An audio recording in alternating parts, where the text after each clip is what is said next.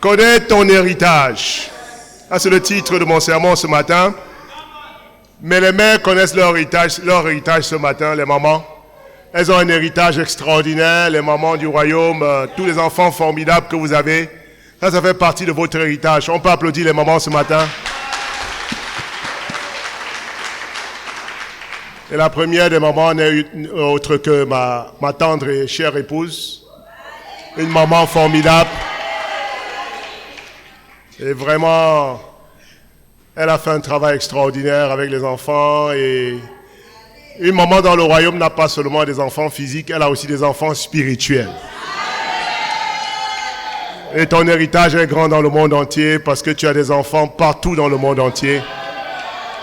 Et ce matin, je suis fier de toi. Et tu fais un travail extraordinaire avec l'Église. Est-ce que les célibataires sont là ce matin?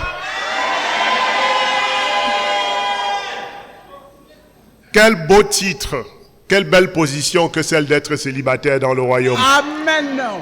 Satan veut nous faire croire que c'est un moment difficile, qu'être célibataire c'est une malédiction.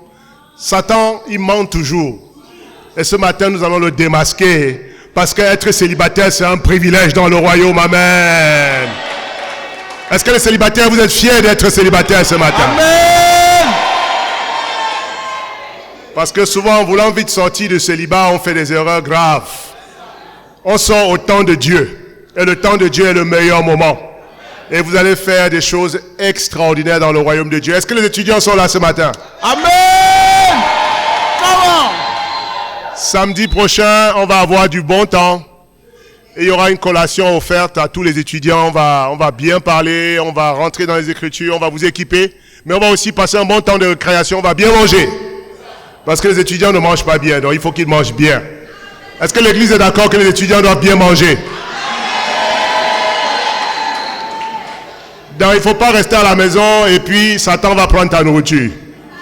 Donc on va compter, on va savoir qui est là, qui n'est pas là, on fera l'appel. Et le nom de Dieu sera glorifié. Amen. Et le service d'accueil, on peut remercier notre nouveau diacre et notre nouvelle diaconesse, Donatien et Dani. Ils vont faire un travail formidable. Et tous les autres frères et sœurs qui servent d'arrache-pied déjà, qui sont dans l'équipe, vous êtes toujours dans l'équipe.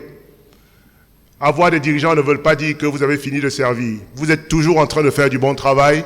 Cette fois-ci, vous allez être mieux organisés et on va avoir une réception pour vous, pour passer du bon temps et faire un enseignement sur comment servir avec beaucoup plus d'expérience et d'excellence. Amen, frères et sœurs. Connais ton héritage. On va baisser la tête et puis on va prier. Ce matin, je vais avoir un lecteur. Il s'en va au Maroc, mais il faut qu'il lise d'abord bien devant l'église. Père, tu es celui qu'on ne peut pas nommer, tellement tes attributs sont énormes. Si tu ne te révèles pas à nous, nous ne connaîtrons jamais qui tu es. Quand tu as choisi Moïse et tu t'es révélé à lui dans le buisson ardent, il t'a demandé, quand je vais vers ton peuple, que lui dirais-je concernant le nom du Dieu qui m'envoie? Et tu as dit à Moïse, va leur dire, je suis celui qui suis. Dis-leur que celui qui est m'envoie. Et ce matin, celui qui suit en hébreu veut dire Yahweh, l'Éternel qui existe par lui-même. Et une des questions les plus difficiles de l'existence que les hommes posent souvent, Seigneur, roi de gloire, quand ils sont troublés par ta grandeur, c'est comment est-ce que Dieu a commencé? Qui a donné naissance à Dieu? Est-ce qu'il a un début? Papa, ta grandeur dépasse notre entendement. Parce qu'il n'y a jamais eu personne pour penser à te créer. Et il n'y en aura pas pour te démettre de ta royauté. Tu es celui qui existe pour toujours. Voilà pourquoi ton nom est toujours au présent de l'indicatif. Tu n'es pas celui qui était. Et tu n'es pas celui qui sera. Tu es celui qui est continuellement. Et ce matin, nous voulons t'acclamer pour ta grandeur dans cette salle. Éternel, l'univers s'étend à perte de vue. L'univers visible. Celle qui est composée de la matière, du temps et de l'espace. L'univers que nous pouvons toucher et détecter par la vue que tu nous as donnée. Éternel roi des armées, malgré nos instruments astronomiques les plus puissants, nous sommes incapables de regarder jusqu'aux confins de l'univers. Tellement l'univers est immense. Et jusqu'aujourd'hui, papa, avec les télescopes les plus puissants, nous avons regardé jusqu'à 14 milliards d'années-lumière en arrière. Et l'univers continue de s'étendre à l'infini. Mais malgré la grandeur de l'univers, Seigneur roi des armées, l'univers n'est pas éternel et l'univers n'est pas infini. Parce que l'univers a un commencement et l'univers a une fin. Les étoiles ont un commencement et une fin. Les galaxies ont un commencement et une fin. Tu les as mesurées dans la paume de ta main. Et aujourd'hui, tu nous as accordé la grâce de devenir tes enfants par le mérite de ton premier fils, Jésus-Christ. Et ce matin, papa, nous venons devant ta face parce que tu dis que ton peuple périt par manque de connaissance. Certains d'entre nous, si on ne fait pas attention, on traversera l'existence comme des orphelins sur le côté de la route, sans jamais, Seigneur, expérimenter la gloire de l'héritage qui est le nôtre en Christ. Je prie que ce matin, Seigneur, que tu chasses le malin de notre vie, que tu ouvres nos yeux, afin que nous puissions réaliser la grandeur de l'héritage qui est nôtre en Christ. Éternel, s'il te plaît, ouvre les yeux de notre cœur et enseigne-nous, éduque-nous sur tes grâces dans notre vie, sur la position que nous occupons, sur notre nouvelle identité, sur le pouvoir et l'autorité que nous avons, afin que nous soyons capables de nous défendre contre les ruses et les attaques du diable dans cette vie d'aujourd'hui. Éternel, nous avons confiance en toi. Tu connais tout ce qui t'appartient. Et tu sais aussi ceux qui infiltrent le troupeau mais qui ne t'appartiennent pas. Merci de nous protéger du malin. Merci de nous avoir donné la victoire contre Satan et ses anges. Merci, papa, de nous avoir élevés au-dessus, Seigneur. Au-dessus de tout ce qu'ils peuvent imaginer ou même penser, papa. Tu nous as mis dans le creux de ta main. Tu nous as enfermés, Seigneur, roi de gloire, dans le sceau de ton cœur. Et tu nous as mis à l'abri auprès de toi en Christ. Et aujourd'hui, nous sommes en sécurité parce que nous t'avons dans notre vie. Merci pour ta grâce. Que ton Saint-Esprit travaille dans cette salle ce matin pour façonner, éduquer, former et préparer un peuple qui te loue avec excellence. Un peuple qui fait briller ta lumière dans les quartiers et un peuple prêt à faire resplendir, Seigneur, ton honneur dans nos différents quartiers, dans nos différentes occupations, afin que le monde, en nous regardant, puisse comprendre qui est notre Père. Seigneur, que nous ne soyons jamais confondus au fils du malin à cause de notre comportement, à cause de notre manière de vivre, à cause de notre manière d'être. Donne-nous d'être resplendissants à tous égards. Au nom de Jésus, j'ai prié. Amen. Amen. Connais ton héritage. Un jour, une des reines d'Angleterre de quelques siècles passés avait une servante qu'elle avait dans sa cour depuis très très longtemps. Elle a grandi au service de la reine. Mais cette servante n'avait pas de famille propre. Elle était un peu comme adoptée par la maison de la reine et elle a servi, une histoire vraie en Angleterre, elle a servi la reine toute sa vie jusque dans sa vieillesse. Et elle était tellement serviable, tellement extraordinaire que un moment, quand la reine était prête à mourir, elle a fait un testament au nom de la servante. Et avant de rendre l'âme, la reine a demandé à voir la servante et puis elle a attendu un testament. La servante a reçu le testament.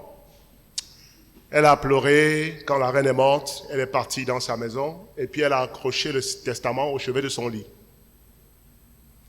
Et la prochaine reine qui a pris le pouvoir ne l'a pas gardé à son service. Donc, elle a continué sa vie comme ancienne servante de la reine, jusqu'à ce que sa petite pension ne suffise plus à prendre soin d'elle et qu'elle commence à manquer de nourriture et qu'elle n'ait plus d'argent pour se chauffer. Le froid était en train de la tuer. Elle a attrapé une pneumonie. Et quelque temps avant sa mort, comme elle était croyante, elle a fait venir un prédicateur pour venir prier pour elle. Et quand le prédicateur est rentré dans la chambre, il a commencé à prier pour elle. Et tout de suite, son regard s'est arrêté sur ce drôle de tableau au chevet du lit. Et voilà une servante qui était en train de mourir de froid et de maladie.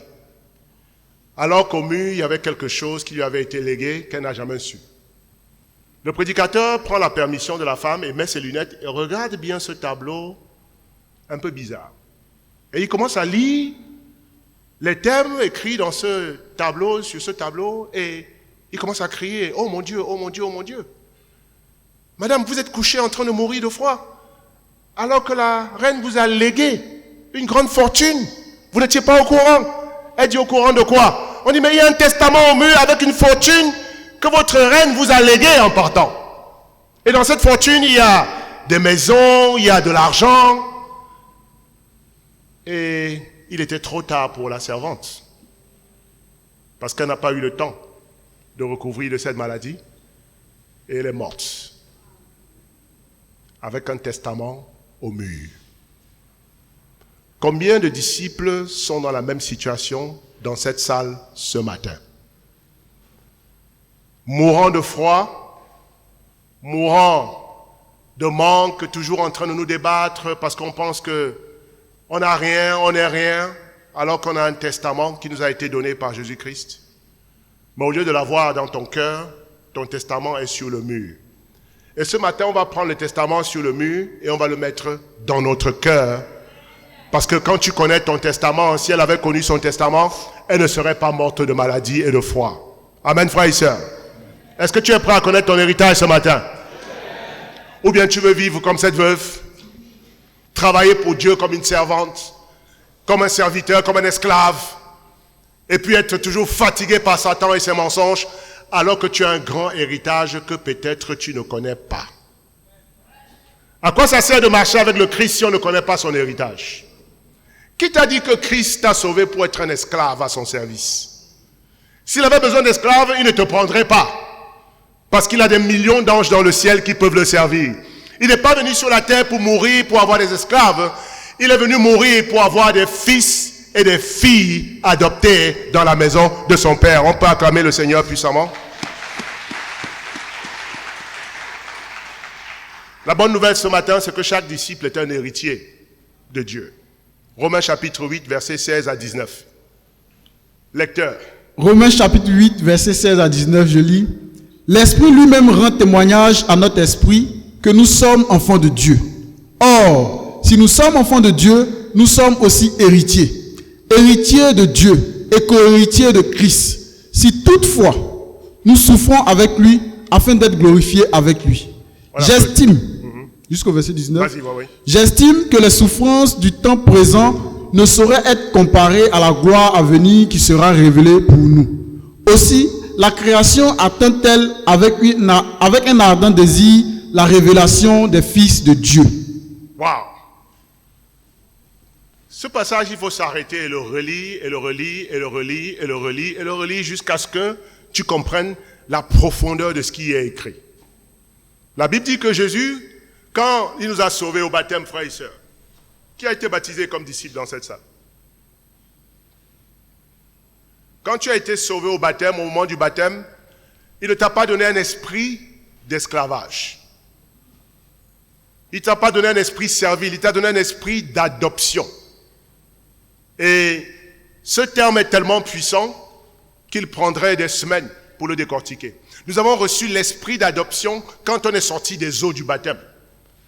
Et l'esprit d'adoption, c'est simplement l'esprit par lequel nous devenons enfants de Dieu. Il nous a donné le pouvoir de devenir enfants de Dieu au baptême. Et frères et sœurs, nous qui n'avions pas de relation avec Dieu en tant que non-chrétiens, par sa grâce manifestée à la croix, nous sommes sortis des eaux du baptême, réconciliés avec Dieu, avec un nouveau statut. Il nous a adoptés dans sa famille et nous a donné son esprit pour que nous puissions devenir ses enfants. Dis, je suis enfant de Dieu. Je suis enfant de Dieu. Dis, je suis fille de Dieu. Et c'est exactement ce qui s'est passé. Et cet esprit d'adoption est en nous maintenant où on est assis. Dis, l'esprit d'adoption est en moi. Touche ton cœur. Dis, l'esprit d'adoption est en moi.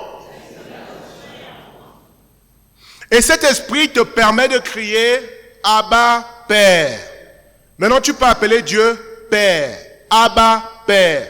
Abba, c'est le mot araméen pour papa. Abba. En araméen, c'est la langue que Jésus parlait. Et c'était la langue la plus commune au 1er siècle, avec le juif. Donc, Abba, Père, c'est comme ça que Jésus appelle son papa, Abba. Et l'esprit d'adoption nous permet d'appeler le Dieu de l'univers comme Jésus appelle le Dieu de l'univers. Ça veut dire qu'en appelant Dieu Abba Père, tu proclames à l'univers et aux anges que toi, tu sais que tu es enfant de Dieu. Et tu parles le langage de Jésus. Dis Abba Père. Abba Père veut dire papa, je t'aime. Et l'expression Abba Père a deux significations profondes. Premièrement, quand tu dis Abba Père, tu révèles l'intimité qu'il y a entre toi et ton père. De la même manière qu'un fils dit à son père, vous savez, tout le monde dit monsieur tant, monsieur le ministre, monsieur le président, monsieur l'autorité. Mais les enfants à la maison n'appellent jamais le président président. On dit amen. Tu peux être le président des États-Unis, ton enfant à la maison, quand tu rentres chez toi, ton fils qui court pour se jeter dans tes bras, ne dit pas bienvenue à la maison, monsieur le président. Il dit quoi? Bienvenue à la maison, papa. Quel est le plus grand titre qui touche le cœur du président? Celui d'entendre le monde entier l'appeler président ou celui d'avoir son fils bien-aimé qui court se jeter dans ses bras en disant papa? Qu'est-ce qui fait fondre le cœur d'un homme? Le titre ou bien l'appel d'un enfant qui dit papa? Donc quand on dit Abba Père, le cœur de Dieu fond. Parce qu'Abba Père est une manifestation de l'intimité qu'il y a entre toi et le créateur de l'univers que les anges ont de la peine à approcher. Tu peux acclamer ton Dieu ce matin pour cette grâce. Et il n'est jamais trop occupé pour toi. Quand tu deviens le fils de Dieu, il n'est jamais trop occupé pour toi. Et chaque fois que tu viens dans sa présence, parce que tu as envie de passer du temps avec lui, Papa, Abba, Père, il laisse tout, les galaxies, les anges, l'administration de l'univers, pour s'occuper de tes besoins. Parce que pour lui, tu as plus de prix que toutes les autres créatures de l'univers. Tu es plus important que les anges, que les galaxies, que les étoiles, que les planètes. Et ce matin, tu applaudis le Seigneur pour cet amour qu'il a pour ta vie. Il est l'heure que les disciples ce matin, on renouvelle nos sentiments vis-à-vis de Dieu. Nous ne sommes pas des robots qui sont programmés pour venir au culte de mi-semaine, au culte du dimanche, à la discussion biblique, à donner la collecte et à faire tout cela par devoir. Non, si tu fais tout ça par devoir, c'est que tu as raté le coche, tu as raté le point. On fait ça par amour, on répond à notre Père parce qu'on l'aime. On sait que Abba Père, ça veut dire papa m'aime et j'aime mon papa. Et vous savez, moi, j'ai pas eu le privilège de dire à un homme Abba Père. Parce que le monsieur qui m'a donné la vie n'a pas eu assez d'amour pour moi pour rester avec ma mère. Il avait déjà une autre femme, il a fait ses enfants. Il ne m'a pas connu, mais il a quand même fait un enfant avec ma mère. Jusqu'à ce que j'ai 19 ans et que je me lève un jour. Et un de mes problèmes dans la vie, quand j'étais avec mes amis, c'était toujours de ne pas supporter le fait qu'à l'école, leur papa vienne les chercher. Et je vois toujours mes amis courir, se jeter dans les bras de leur père. Papa, papa! Et souvent mes amis me regardaient et me demandaient, mais où est ton papa? Je n'avais personne dans les bras de qui me jeter. Combien de personnes sont comme moi ce matin dans cette salle? Et je me souviens une fois, je suis allé rendre visite à un ami et son père lui a acheté des cadeaux, lui a acheté un ballon, lui a acheté des habits. Et puis ils ont déballé tout ça devant moi. Et mon ami était tellement heureux. Son père l'a embrassé et puis il m'a vu en larmes. Il m'a dit, pourquoi tu pleures? Je lui ai dit, tu ne sais pas le privilège que tu as. Tu as quelqu'un qui t'appelle mon fils. Et à 19 ans, j'ai décidé d'aller chercher celui qui était mon père. Ma tante qui m'a élevé ne voulait pas me donner son adresse parce qu'à cause de son comportement, personne ne voulait rien avoir avec lui. Je ne savais pas qui il était. J'ai tellement négocié que ma tante pour me laisser tranquille, pour que je la laisse tranquille, m'a dit, bon, voilà son adresse, tu peux aller chercher ton père si tu veux. Je suis allé de moi-même chercher ce monsieur. Je suis rentré dans un salon de coiffure, on m'avait donné cette adresse, et là, dans le salon de coiffure, il y avait 2 coiffeurs. Et je ne savais pas lequel était mon père. J'étais assis, et puis tous ceux qui ont fini de se faire coiffer se sont fait coiffer, et quand mon tour est arrivé, le monsieur qui était mon papa a dit, « Jeune homme, c'est votre tour, venez vous faire coiffer. » J'ai dit, « Non, je ne suis pas venu pour me faire coiffer. » Il m'a dit, « Vous êtes venu pourquoi ?» Jusque-là, je ne sais pas qui est mon père. Je regarde les deux, je ne vois pas des traits de ressemblance véritables. Parce que souvent, les enfants ressemblent à leur mère aussi. Et puis, j'ai dit, non, je viens chercher quelqu'un. Il dit, qui? Je dis son nom. Il dit, c'est moi. Quand il a dit, c'est moi, pour la première fois, le voile est tombé de mes yeux. Je l'ai regardé et pendant 30 secondes, je ne pouvais pas parler. Parce que j'essayais de faire le rapprochement entre son visage et le mien. Je dis, ça c'est mon papa. Dans mon cœur, ça criait, voilà ton papa, voilà ton papa. Mais il n'y avait aucune émotion. Parce que je ne le connaissais pas. Et puis je me suis levé, je suis sorti. J'ai dit, monsieur, est-ce que je peux vous voir dehors? Il est sorti avec moi. Il dit, qu'est-ce que vous avez? Quel est le problème? J'ai dit, non, je suis venu chercher mon père. Il dit, qui est votre père? J'ai dit, c'est vous. Il m'a dit, comment tu t'appelles? J'ai dit, Blaise Femba. Il fait, oh, mon fils! J'ai failli le gifler. Il dit, mon fils, tu es mon fils. Et puis il m'a embrassé, mais je n'ai rien ressenti. Je n'ai rien ressenti. Et puis il m'a dit, excuse-moi, j'étais pauvre, je suis pauvre. Et là même il a rendu son cas plus grave encore. J'ai dit, mais qu'est-ce qu'il raconte? Est-ce qu'un père doit chercher son fils seulement quand il a de l'argent? Je lui ai dit, papa, tu sais, tu n'as pas besoin de te sentir comme ça. Moi, je suis venu te chercher parce que je veux connaître qui est mon père. Maintenant, je t'ai vu, je suis rassasié et j'espère qu'on va avoir la possibilité de rattraper le temps perdu.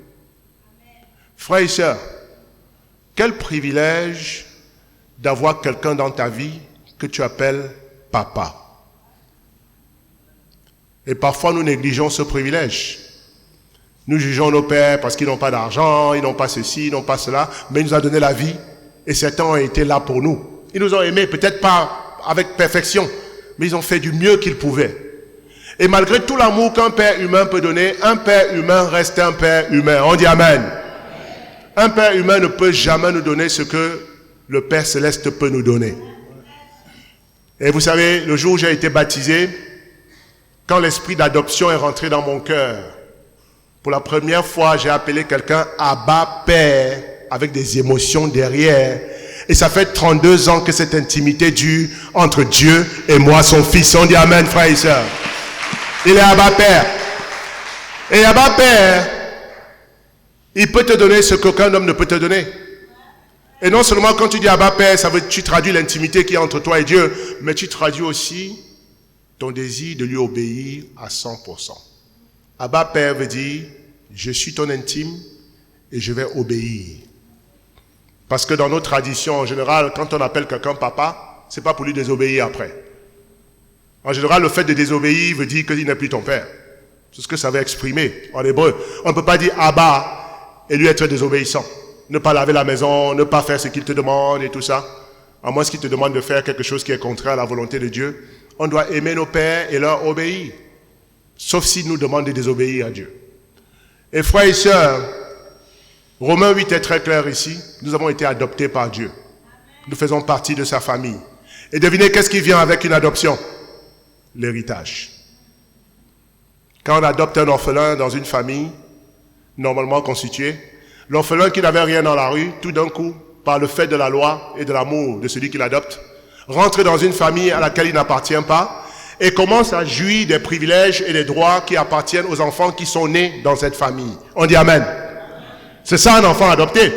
Tu rentres et puis tu as du coup tous les privilèges des enfants qui étaient là depuis leur naissance. Et la loi te donne le même droit, les mêmes privilèges et le même héritage que ces enfants-là.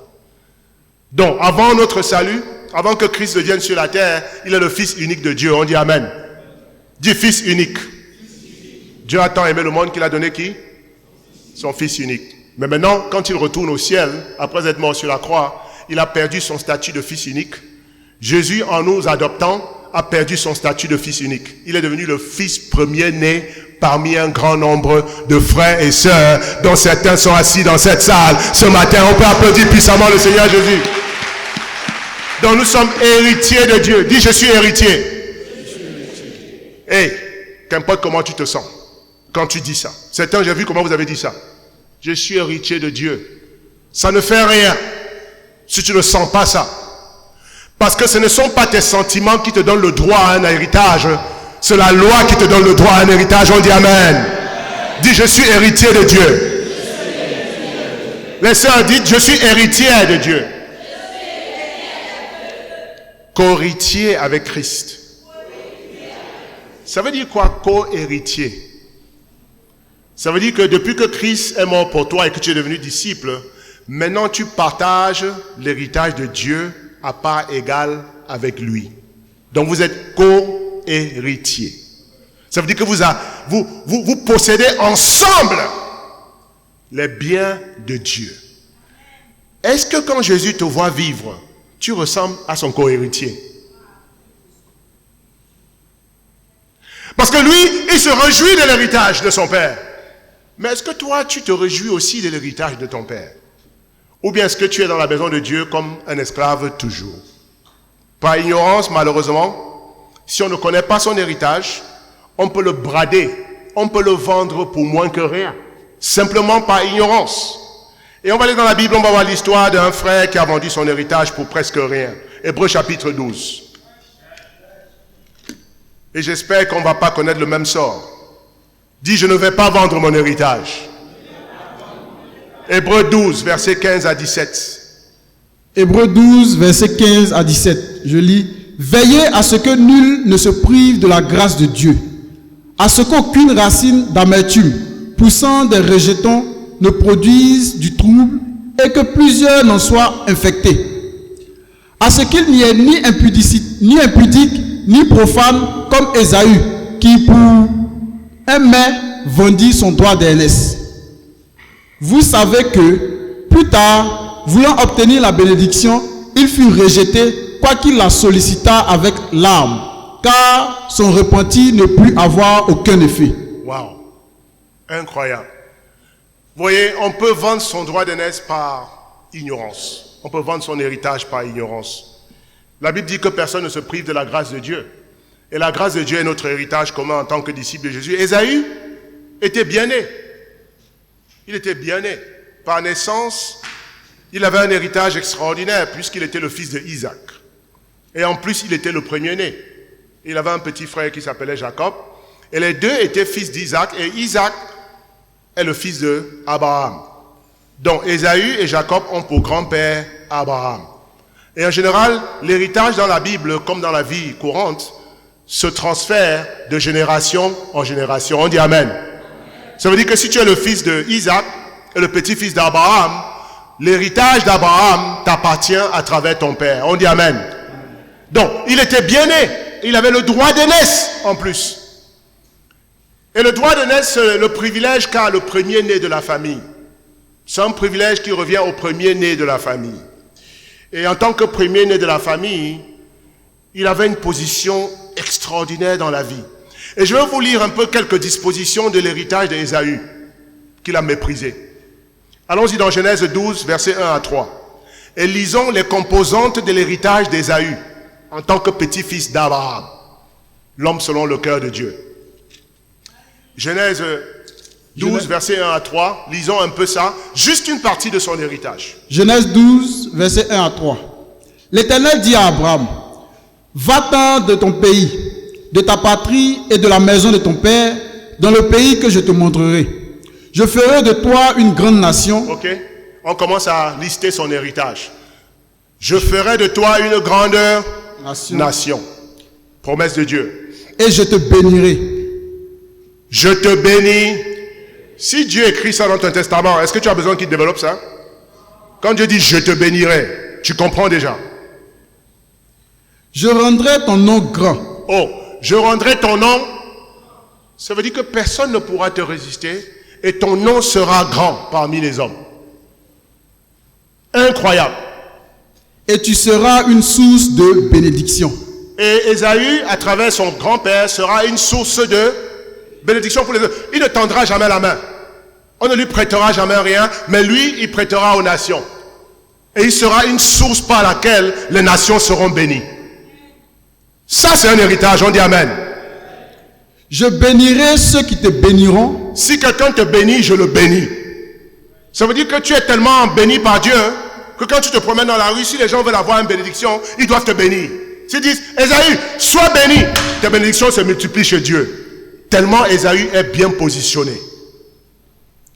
Et je maudirai ceux qui te maudiront. Si par malheur quelqu'un te maudit, Dieu le maudit. Imaginez que vous avez cette position-là. Vous avez des ennemis qui vous insultent, tu le regardes, tu dis, il ne comprend pas. Parce que dès que tu m'insultes, tu es maudit. C'était ça son héritage. Dès que quelqu'un lui veut du mal, il est maudit. Dès que quelqu'un veut lui mettre les bâtons dans les roues, il est maudit. Dès que quelqu'un le calomnie, ment sur lui, fait des commérages, essaie de lui faire des pots de banane, ou essaie la sorcellerie ou la magie sur lui, il est frappé par Dieu. C'était ça son héritage, une partie de son héritage. Et ce que la Bible appelle le droit d'aînesse. Et le droit d'aînesse en général est composé de la double portion de celle qui est réservée à tous les autres frères et sœurs dans la famille. Donc en tant que premier-né, tu as 2 fois plus que les autres. Et puis en plus tu deviens le chef de famille, tu deviens l'autorité judiciaire de la famille, tu deviens le prêtre de la famille. Je peux vous nommer toutes les choses qui sont dans le droit d'héritage d'Ésaü. Alors Ésaü, lui, son petit frère Jacob tout le jour l'envie. Quand il sort pour aller au champ, son petit frère le regarde toujours là. Il dit, mais petit frère, qu'est-ce que tu as? Il dit, je t'envie. Pourquoi? À cause de ton héritage. Waouh!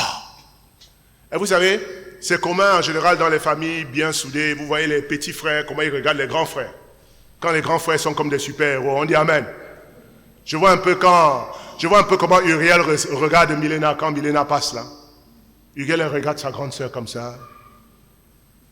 Ou bien, les petits enfants ici, vous voyez comment ils regardent leur grand frère comme ça. Comment Melvin regarde Kylian. Pour Melvin, Kylian est un super-héros, on dit Amen. Et souvent les petits enfants, c'est dans les bêtises comme ça qu'ils admirent leur grand frère. C'est-à-dire que sans Kylian court partout, tu as fait des chocs, monte sur les bancs. Melvin se demande, qu'est-ce que je dois faire pour avoir la même force aussi? Parce que souvent on est toujours en admiration de ses frères et sœurs. Je sais que vous n'êtes pas d'accord parce que certains d'entre vous, vous détestez vos frères et sœurs. On va régler ça dans les études bibliques, on dit Amen. Amen. Voilà l'héritage qu'avait Ésaü. Un jour, Ésaü revient des champs, il était chasseur, et puis il est fatigué. Son petit frère se demande, comment je peux faire pour avoir la place de mon frère? Qu'est-ce que je dois faire? Or, on ne peut pas te prendre ton héritage. Il faut que toi-même tu le donnes. On dit Amen. Aucun voleur ne peut prendre ton héritage spirituel. Il faut que toi-même tu le donnes pour que ça marche. Jacob comprend ça. Il ne peut pas le voler. Donc il faut qu'il trouve une astuce pour déposséder son frère de son héritage qu'il méprise. Quel était le point faible d'Ésaü? Son ventre. La nourriture. La nourriture. Et vous devez savoir, schématiquement parlant dans l'Ancien Testament, certaines vérités si simples cachent des vérités spirituelles un peu plus complexes. En général, quand on dit qu'Ésaü aimait la nourriture, ça veut dire simplement en termes spirituels qu'il aimait le monde. Voilà pourquoi Hébreux 12 nous décrit les péchés dont il était victime. Hébreux 12 ne parle pas de nourriture. Hébreux 12 dit, ne soyez pas impudiques ou profanes comme Ésaü. Donc, Ésaü, quand on dit qu'il aimait la nourriture, ça veut dire qu'il était quoi? Il aimait les plaisirs de la chair, les plaisirs du monde. C'était un homme mondain avec des grandes bénédictions spirituelles. Combien de disciples sont comme ça dans cette salle ce matin? Ça veut dire, malgré sa richesse spirituelle, Ésaü avait tendance à dévaloriser tout ce qui venait de Dieu et il aimait tout ce que ses yeux physiques voyaient. Son frère a perçu ça. Son frère dit, ah, je vois, qu'est-ce qu'il aime? Mais en réalité, c'est Satan qui travaille. Parce que pour te déposséder de ton droit d'aînesse, il faut qu'il trouve ton point faible. Et comme il aimait la nourriture, selon l'Ancien Testament ici, et quelle nourriture? Son frère allait lui faire le bol de lentilles qu'il aime. La Bible a bien décrit, c'était quoi un bol de lentilles? Il y a des sœurs ici, quand elles préparent les lentilles, si elles mettent seulement qu'importe ce qu'elles préparent, quand tu passes même à 2 km, l'odeur peut te renverser. Tellement elles sont fortes dans la cuisine. On peut applaudir les sœurs Kiki ici ce matin, frères et sœurs. Même quand elles préparent pour le dévotionnel des étudiants, j'ai envie de manger toute la nourriture des étudiants. Les étudiants, je me confesse ce matin, vraiment. Tellement elles sont fortes dans la cuisine. Vous allez chez Maman Bécoin, quand elles sont un bon plat de poisson avec la sauce claire. Même quand tu dis que tu n'as pas faim, tu manges. Allez-y chez Elisa, allez chez Germaine, allez-y chez toutes les mamans de l'église. On applaudit toutes les mamans de l'église, elles sont formidables dans la cuisine. Bon plat. Jacob prépare lentilles, met le cube magie dedans, met les harpies dedans. Je ne sais pas si on met harpies dans lentilles, mais dans tous les cas, ce qu'il a préparé était tellement fumant et délicieux que quand Ésaü rentre, qui fait ça? Est-ce que c'est maman Rebecca? Non, c'est Jacob ton frère. Est-ce que tu as préparé pour moi? Grand frère, assieds-toi seulement. Je vais te montrer ce que j'ai préparé. Ton plat préféré. Sers-le-moi à une seule condition. Que tu me donnes ton droit d'aînesse et ton héritage. Ésaü pensait que c'était la blague. Il dit, à quoi ça me sert mon héritage quand je meurs de faim? Prends l'héritage et donne-moi les lentilles. Voilà pourquoi la Bible dit que tu seras jugé par toute parole qui sort de ta bouche. La mort ou la vie sont au pouvoir de la langue. Quand tu dis, l'église même c'est quoi? Satan t'a entendu. Tant de formation, ça fait quoi? Satan t'a entendu. Pourquoi on me fatigue avec les cultes de mi-semaine? Satan t'a... Quelle est cette histoire de collecte où on prend toujours mon argent? Satan t'a... Parce que tout ce que tu méprises, tu l'as vendu. Tout ce que tu méprises, tu la vends. Il pensait que peut-être c'était une blague. Il dit, à quoi ça me sert mon droit d'aînesse? Si j'ai faim.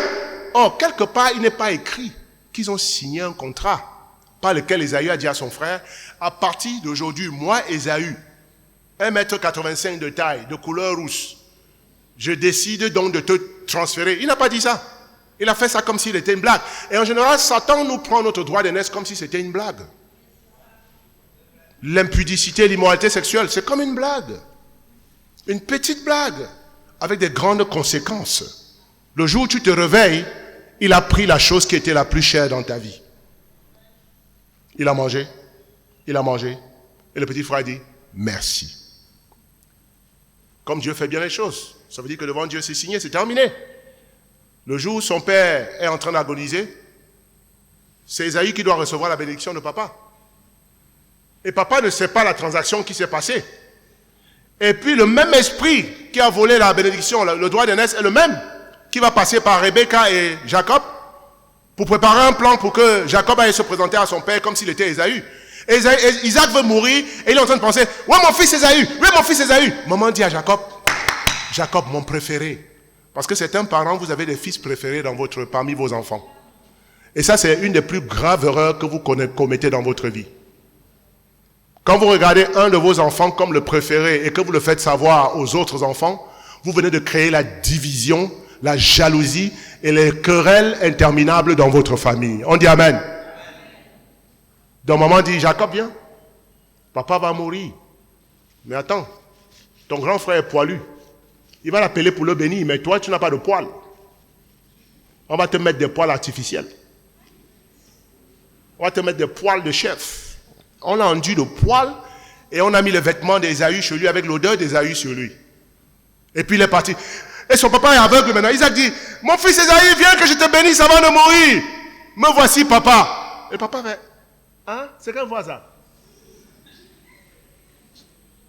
Viens. C'est toi Ésaü.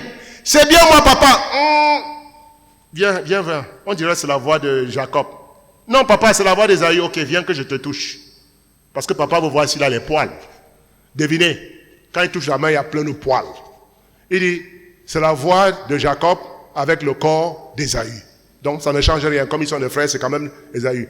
Je te bénis. Et il commence à prononcer toutes les bénédictions qui revenaient à Ésaü sur Jacob. Quand il a fini, Jacob s'en va.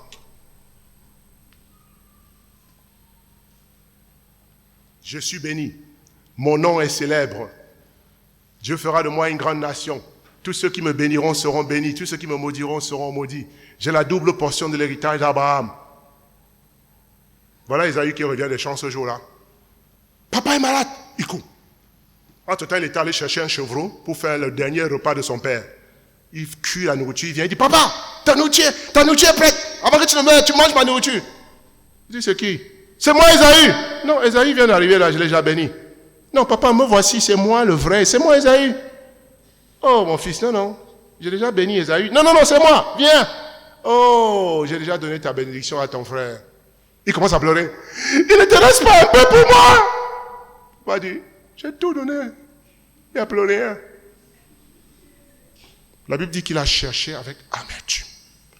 Il y a des moments où tu cherches à te repentir et même la repentance t'a déjà fui. Est-ce que c'est moi qui ai dit ça? C'est pas ce qu'on a lu? Relis encore, pardon, s'il te plaît. C'est pas moi. Regardez. Tellement il a méprisé le droit d'aînesse qu'il n'y a plus de possibilité pour lui de revenir en arrière. Hébreux 12. Relisons encore la partie. Du verset 16 au verset 17. Il dit, à ce qu'il n'y ait ni impudique, ni profane comme Ésaü, qui pour un mai vendit son droit d'aînesse. Vous savez que, plus tard, voulant obtenir la bénédiction, il fut rejeté, quoiqu'il la sollicita avec larmes, car son repentir ne put avoir aucun effet. Sa repentance ne put avoir aucun effet. Je prie qu'aucun disciple n'arrive à ce point dans cette salle. Parce qu'il y a un point où même te repentir ne sert plus à rien. Il dit, c'est déjà fini, c'est parti. Pourquoi a-t-il perdu son héritage? Pour une nourriture qu'on peut manger aujourd'hui. Est-ce que demain il n'a pas eu faim? Est-ce que demain il n'a pas eu faim? Est-ce que ça méritait donc de vendre un héritage éternel pour une nourriture temporelle? Combien d'entre nous bradons tous les jours notre héritage pour un plaisir charnel? Combien de disciples sont prêts à vendre leur droit d'aînesse pour un rapport sexuel? Combien de disciples sont prêts à faire ça dans cette salle? Oui, Dieu fera de moi une grande nation, mais je t'aime.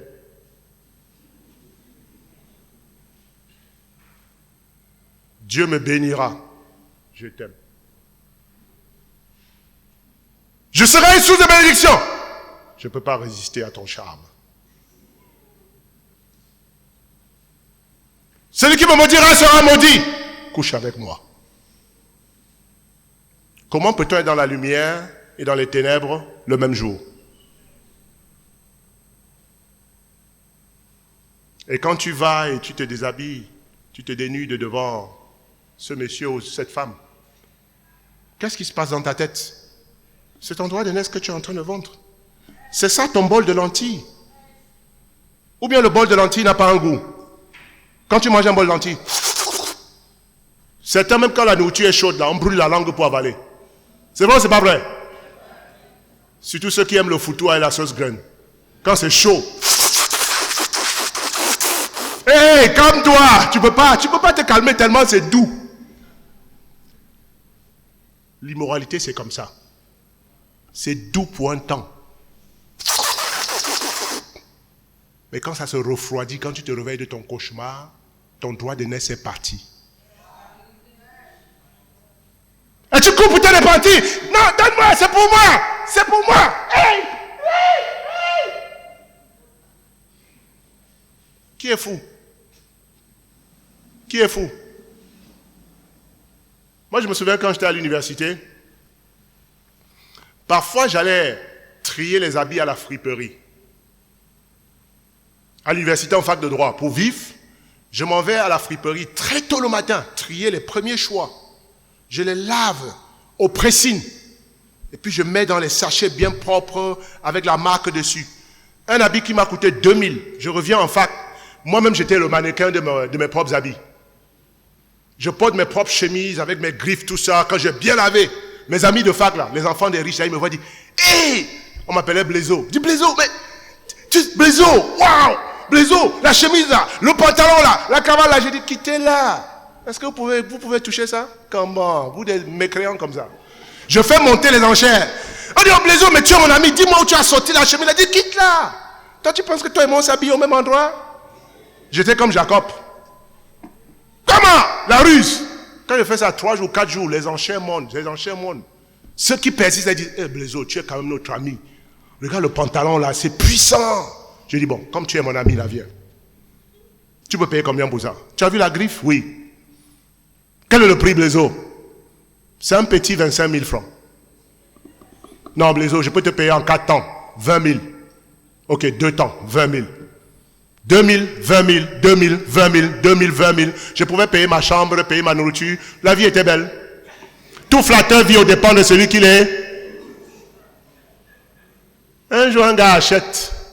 Il s'en va porter. Après, il revient. Blaiseau, vraiment, c'était mon argent du mois là que j'ai payé l'habit là avec. Vraiment, je n'ai plus rien. Est-ce que tu peux me rembourser mon argent? Prends ton habit. Il a dit, il faut quitter là. Ça, c'est ton problème. Tu as déjà porté, tu as déjà utilisé, c'est à toi, c'est fini, tu t'en vas. Voilà comment Satan est avec toi quand tu fais l'immoralité, tu vends ton droit d'aînesse. Satan dit qui? C'est toi qui vas. Quitte là. Judas a vendu son droit d'aînesse pour 30 pièces d'argent. Il a vendu Jésus. Mais quand le roman l'a pris, il a fait quoi? Il a voulu retourner vers les gens à qui il a négocié la vente de Jésus. Puis il dit, je ne veux plus, voilà votre argent. Ils ont pris ça, ils ont jeté sur lui.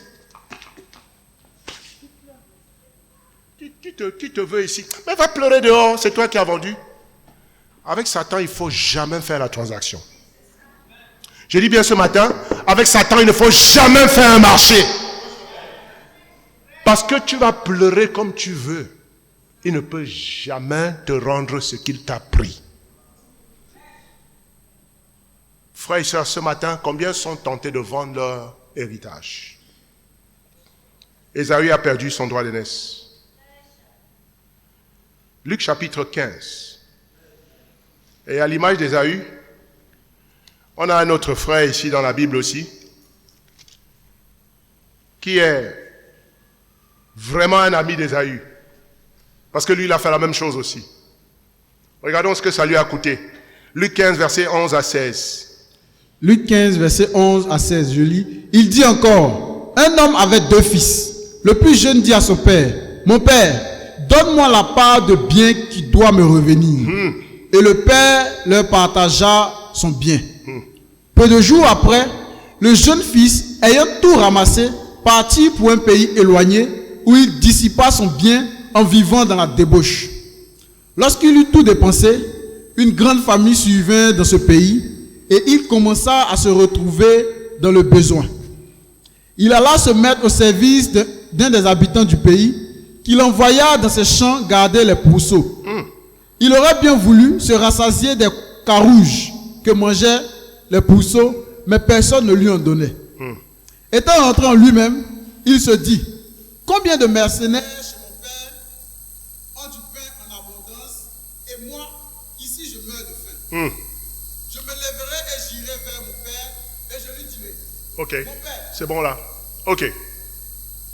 Le père a 2 fils. Et le père ici dans cette parabole, c'est Dieu. On dit Amen. Et les 2 fils, c'est tous les disciples.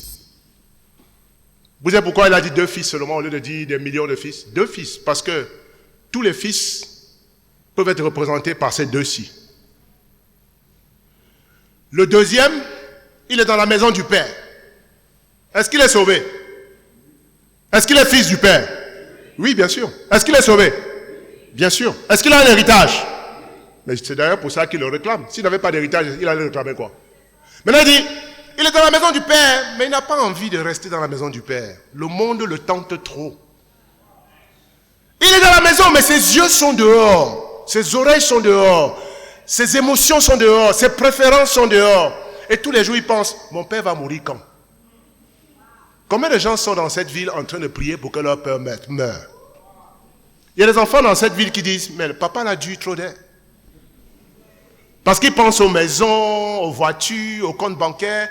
Oh, tant que le père ne meurt pas, tu ne peux pas en jouir. Il y en a qui prient pour que leur papa meure. Et ce gars-ci était un de ces enfants-là. Il attend, ça ne vient pas. Il attend, ça ne vient pas. Dieu ne va jamais mourir. Donc si tu es un disciple de Jésus et que tu as un héritage, tu ne peux jamais attendre que Dieu meure pour prendre ça. Parce que Dieu ne va jamais mourir. Maintenant, un jour, il prend son courage à 2 mains. De l'abondance du cœur, la bouche. De l'abondance du cœur, la bouche. Papa, donne-moi ma part de... Imaginez que vous êtes dans une famille du vivant de votre père. Un jour, vous êtes à table en train de manger le quejenou. Ça fait longtemps que tu as attendu, il ne meurt pas. Et puis un jour, tu n'en peux plus. Tu dis, papa, tout le monde te regarde. Oui, mon fils. Pardon, il faut me donner ma part d'héritage. Je vais quitter ici. C'est exactement ce qu'il a dit. Vous pensez que je blague? Lisez. Il faut me donner ma part d'héritage. Je vais quitter ici. Tout le monde dit, hein? Donnez-moi ma part d'héritage. Maintenant, le Père ne discute jamais. Dieu ne discute jamais. Si tu veux, tu vas voir. On dit Amen. Dieu ne joue pas. Il ne joue pas.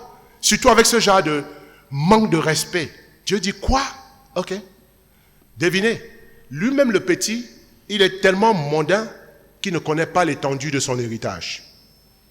Devinez la part d'héritage qu'il prend. L'argent. Parce qu'on dit qu'il a tout dépensé. Oh, il y a une part d'héritage qu'on ne dépense pas, ce n'est pas l'argent. Mais ce qu'il a dépensé là, c'était l'argent. Donc c'est l'argent qu'il a tiré. Il prend l'argent, il s'en va, il dépense tout. Et maintenant, il a vécu les prostituées. Tout ce qu'il ne faisait pas dans le royaume de Dieu là, il a fait ça dehors. Il a dansé dans les boîtes de nuit. Il a bu de l'alcool.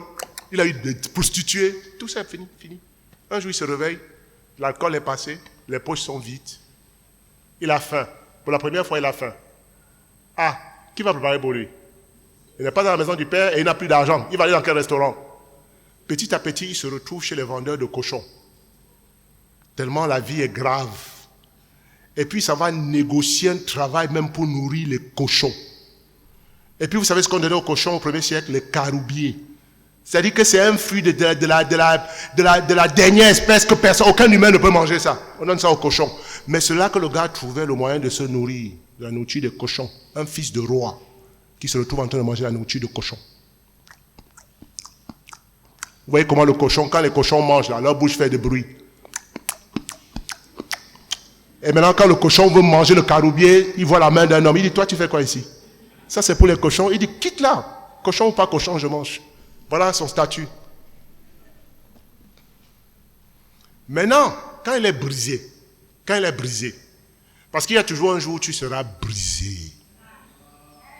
Il y a toujours un jour où tu vas être brisé. On quitte le royaume. On quitte la communion fraternelle. On quitte les temps de formation. On quitte les cultes de mi-semaine. On fuit. On coupe les téléphones. Quand on t'appelle, tu ne réponds pas. Quand on t'appelle, tu ne réponds pas. Mais quand c'est tes amis du monde pour aller faire du gasoil, tu réponds avant qu'on ne t'appelle. Tu réponds avant qu'on ne t'appelle. Tu réponds pour aller faire du gasoil. Ah, tu penses que tu es caché, hein? Gasoil! Après le kill, tu fuis, tu te caches, tu te changes.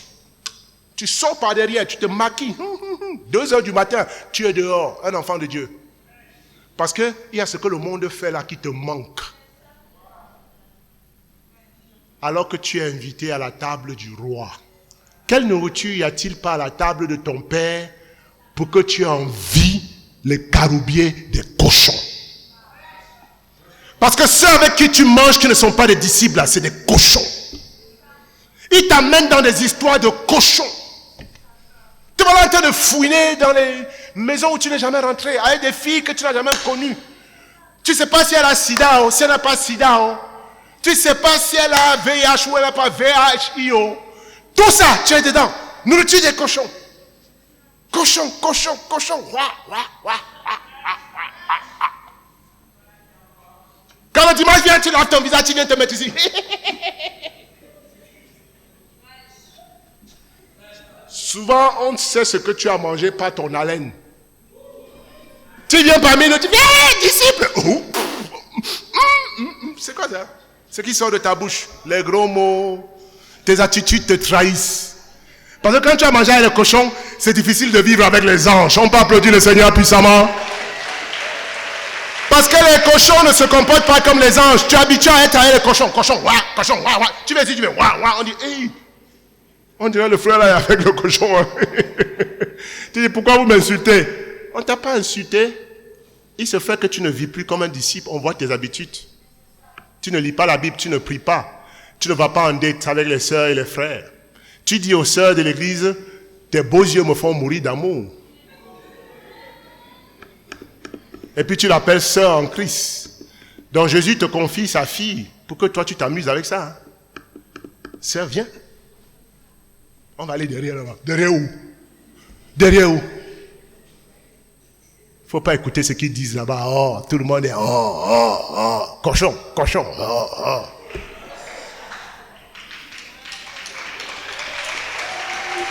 Et ce qui me fait mal, c'est que certaines sœurs, ça fait longtemps que vous avez entendu la voix d'un cochon.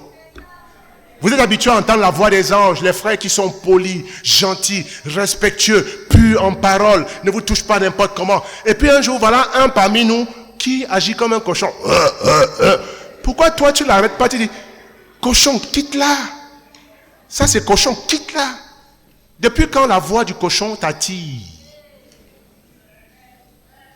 Je suis tombé dedans. Je suis tombé. tombé dedans. Tu es tombé dans quoi? Qui t'a poussé? Qui t'a poussé? Il faut arrêter de dire dans cette église, je suis tombé dans l'immoralité. Tu n'es pas tombé dedans. Tu as sauté dedans toi-même. Faut pas mentir. Quand il dit je suis tombé dedans, tu veux qu'on dise, oh, Satan t'a poussé, hein? Frère, vraiment, Satan là, il est mauvais. Hein? C'est-à-dire, je passais comme ça, je voulais aller chez moi, il m'a poussé chez la soeur là. Menteur. Hypocrite. Le gars, il a bouffé tout. Mais un jour vient où tu vas regretter ta position. Et vous savez, certains ne viennent pas, ils ne reviennent pas à Jésus à cause de la honte. C'est-à-dire qu'ils sont dans la boue tellement caroubien en train de manger. Certains viennent même nous espionner si vous voyez si on est toujours là. Il ne peut plus supporter la présence des disciples. Pourquoi tu te mets dans ça? Maintenant, c'est quand il revient, quand il est brisé et qu'il revient, que nous, maintenant, réalisons ce qu'il avait perdu. Et ce qu'il avait perdu, c'est ce que nous avons aujourd'hui, que nous ne devons pas perdre. Il a perdu 3 choses avec lesquelles je vais finir ce matin.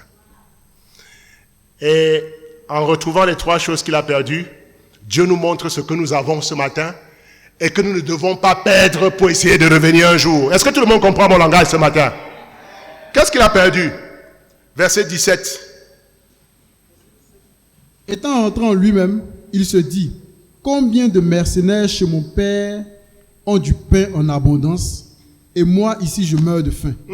Je me lèverai, j'irai vers mon père et je lui dirai, mon père, j'ai péché contre le ciel et contre toi. Je ne suis plus digne d'être appelé ton fils. Traite-moi comme l'un de tes mercenaires.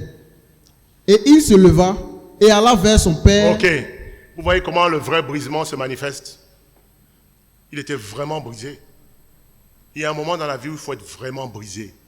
Et le brisement, un cœur qui se répand, ça se manifeste comme ça. Regardez son humilité.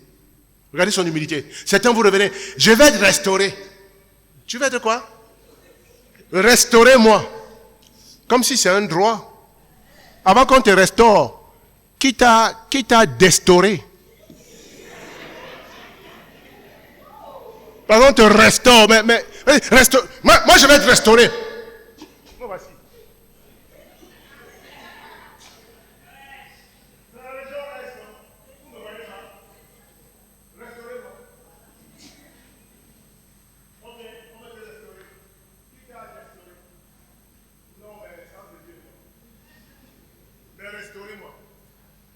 Il dit, je ne suis pas digne d'être appelé ton...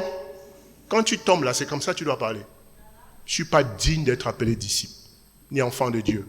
Je ne peux même pas mettre du déshonneur sur son nom là. Il dit, traite-moi comme un de tes esclaves. Maintenant, moi-même, je suis prêt à revenir dans la maison de Dieu comme un esclave, plus comme un fils. Parce que je ne mérite pas d'avoir le nom de fils. Ça, c'est le vrai brisement. Amen. Tu ne viens pas devant et tu dis, frère, c'est à l'église. Je voudrais que vous me pardonnez, hein, parce que moi j'étais destauré, et maintenant je veux la restauration. Au nom de Jésus, alléluia. Non, tu es brisé. Et quand tu es brisé, tu touches le cœur de Dieu. On dit amen.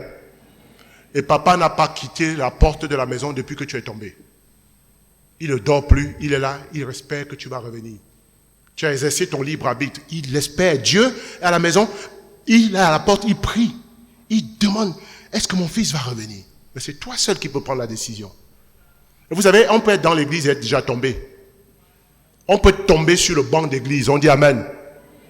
Tu es assis, mais tu es tombé. Ou bien tu as fui, mais tu es tombé aussi. Mais dans tous les cas, on peut revenir si on est brisé. Et puis, parce qu'il est brisé, regardez l'attitude du Père. Maintenant, le Père va lui redonner les 3 choses qu'il a vraiment perdues. Ce n'était pas l'argent. L'argent, c'était rien. Mais il avait perdu 3 choses qu'il n'avait pas vues. Et il se leva, alla vers son père. Comme il était encore loin, son père le vit et fut ému de compassion. Et il courut se jeter à son cou et le baisa. Le fils lui dit, mon père, j'ai péché contre le ciel et contre toi. Je ne suis plus digne d'être appelé ton fils. Mais le père dit à ses serviteurs, apportez vite la plus belle robe et l'en revêtez. Mettez-lui un anneau au doigt. Voilà, on s'arrête là. Première chose. Maintenant qu'il revient à la maison, il est brisé. Il s'est vraiment repenti. Plus de nourriture de caroubier, plus de prostitution, plus d'impudicité, plus de masturbation, plus de pornographie. Il a laissé la nourriture de cochon au cochon. Maintenant, il va rentrer dans la maison de son père. Son père dit, ça c'est bien, j'ai de la compassion pour toi, je t'aime mon fils. Ça m'encourage de voir un père comme ça. Et puis il dit, serviteur, allez, ramenez-lui sa robe. Donc qu'est-ce qu'il avait perdu quand il partait? Qu'est-ce qu'il a vendu quand il partait? Il a perdu sa robe. Et pour lui, ça n'avait pas de signification parce qu'il était mondain. Il voulait l'argent, mais il a perdu la robe avec l'argent. Revêtez-lui de la robe royale. La robe, là, représente quoi? Pour chaque disciple ce matin. Et vous savez, dans les Écritures, Ésaïe 61, verset 10, la robe, ici, est un signe, est un symbole qui représente ton salut. Et on peut appeler cette robe la robe du salut. Regardez ce qu'Ésaïe 61, verset 10 dit. Ésaïe 61, verset 10, il est écrit, « Je me réjouirai en l'Éternel, mon âme sera ravie d'allégresse en mon Dieu, car il m'a revêtu des vêtements du salut. » Il m'a revêtu des vêtements du... Donc en fait, il avait perdu son salut. En demandant son héritage, il a vendu son salut. Maintenant, le Père lui remet sa robe de salut. Parce que la robe blanche dans la Bible, elle symbolise la pureté, la justice. Et en Christ, nous sommes justifiés. Au moment du baptême, Dieu a enlevé la robe de cochon et de cochonnier et nous a revêtus d'un vêtement de justice. Chaque disciple ici est revêtu d'un vêtement de salut.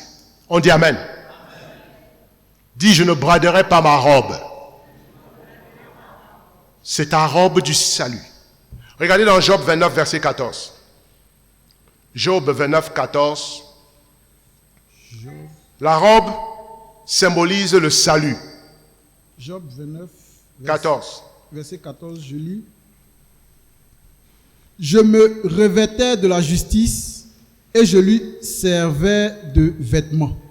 J'avais ma droiture pour manteau et pour turban. Je me revêtais de justice et j'avais la justice pour manteau. Quand tu sors des eaux du baptême, est-ce que tu sais ce qui t'arrive, mon frère et ma soeur? Dieu enlève ton vieux vêtement de cochonnier. T'as acheté sale. Et puis quand tu sors des eaux du baptême, le Saint-Esprit te revêt du vêtement du salut, du vêtement de justice. Tu es considéré comme pur, juste, tu n'es plus accusé, tu es justifié, tu es purifié, tu es sanctifié. Et Dieu te met à ton compte le mérite de l'obéissance de Jésus. Quand il te regarde, tu as l'héritage de Jésus sur toi. Tu es blanc comme neige quand tu sors des eaux du baptême. Tu as une justice pour laquelle tu n'as pas travaillé. Mais tu es revêtu de ça. Comment peux-tu donc te retourner et donner ça à Satan? Une justice pour laquelle tu n'as pas travaillé. Comment peux-tu être si rapide à le salir? C'est comme si quelqu'un est venu ici, il a boue sur lui et tout. Et puis on l'a aimé, on a enlevé tout ça. On lui a mis une belle robe blanche, propre, neuve, de pourpre, de couleur, de qualité royale.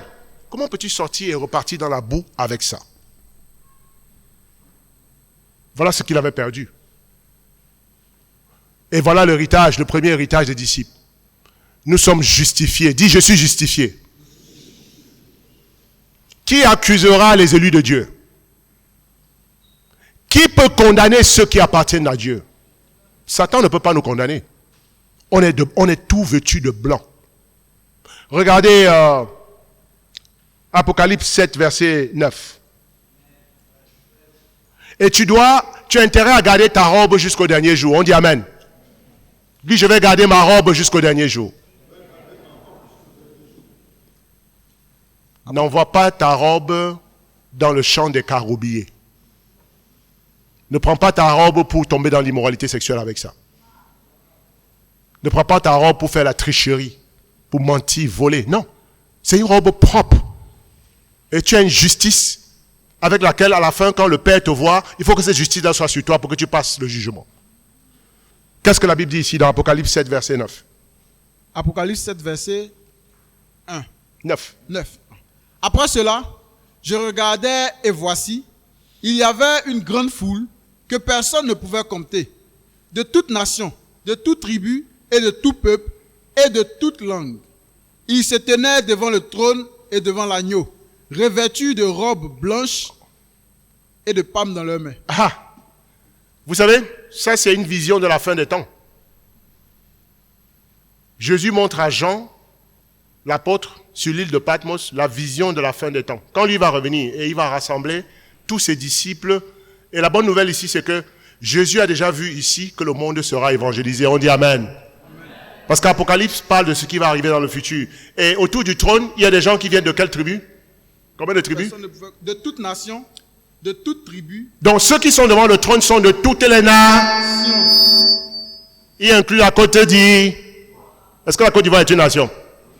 Ça veut dire que tous les disciples de la Côte d'Ivoire seront là. On peut les applaudir puissamment. Mais vous savez que dans cette liste-là aussi, il y a les disciples du Maroc. On dit Amen. Parce que Armel et Sylviane et les Épiphanie et les Fabiola vont aller là-bas chauffer le coin, rassembler ceux qui appartiennent à Dieu au Maroc pour que leur nom soit ici dans le livre de vie. On peut applaudir puissamment le Maroc. Ici, il y a les disciples du Congo-Brazzaville. Il y a les disciples du Burkina Faso. Il y a les disciples de Dakar au Sénégal, de Madagascar, il y a les disciples de Rwanda, il y a les disciples de Ouagadougou, il y a les disciples de Accra, il y a les disciples de toute l'Afrique francophone réunis ici parce qu'on a fait le travail, on dit Amen. Et qu'est-ce qu'ils ont tous en commun? Ils sont tous habillés de robes blanches. Et tous les disciples du monde entier ont une chose en commun, un héritage en commun, leur salut. Qu'est-ce que tu fais avec cette robe? Et vous voyez, la robe est restée blanche. Ils ne sont pas sauvés le jour-ci. Ils ont gardé leur robe blanche depuis leur baptême jusqu'à ce que Jésus revienne. Question, est-ce que ta robe sera blanche quand la trompette va sonner? Ou bien est-ce que tu auras vendu ta robe blanche, ta justice, pour un bol de lentilles ou pour les plaisirs charnels? Et vous savez, la robe aussi, non seulement est un signe de justice, représente la justice, la robe aussi symbolise la royauté. On dit Amen. Ça veut dire Dieu en lui disant, mettez-lui la robe blanche, il est en train de dire, ramenez-le dans sa position officielle de fils du roi. Il appartient à la famille. Amen. Et lisez Esther 8, versets 6 à 15 à la maison, vous allez voir, la robe ici représente aussi la royauté. Esther 8, versets 6 à 15. Maintenant, on enlève le gars, on le lave, on le purifie, et puis on lui met la robe blanche. Lui-même, il regarde, il dit, non, c'est ça que j'avais avant. Hey. Et puis, je suis allé manger la nourriture de cochon comme ça. Ne perds pas ta justice. Ça, c'est la première partie de ton héritage. Numéro 2, le Père dit quoi?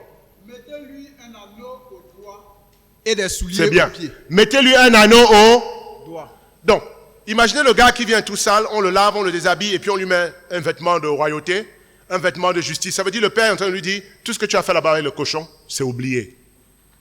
Le passé est pas passé. Ton casier judiciaire est vierge. Maintenant, tu recommences à zéro. Ça, c'est pour encourager les frères et sœurs qui se sont repentis et qui se sont fait restaurer. Ton casier judiciaire est vierge devant le Seigneur. Il ne pense plus à ce que tu as fait. Maintenant, ne retourne pas dans la boue. On dit Amen. Numéro 2, il te met une bague au doigt. On lui met une bague au doigt, l'anneau. Ça représente quoi spirituellement? Et lui, il ne savait même pas qu'il avait perdu ça. Parce que ça n'avait pas de valeur pour lui. Il va retrouver cet anneau qu'il a laissé. Par amour pour le monde. Est-ce que vous savez que l'anneau dans la Bible représente un symbole, c'est un symbole d'autorité.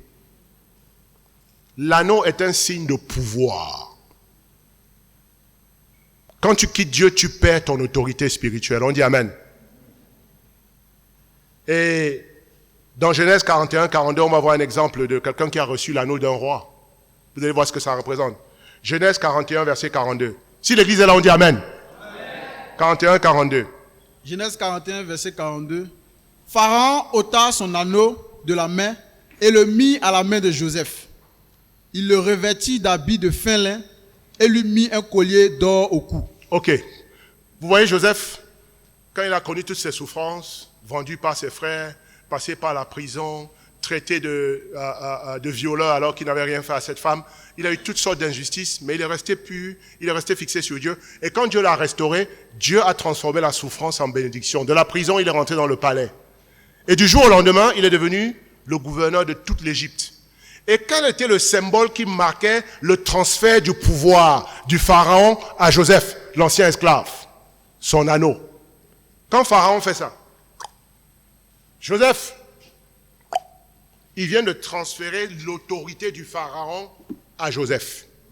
Ça veut dire qu'à partir de ce jour-là, Joseph a le droit de vie ou de mort sur tout ce qui bouge en Égypte.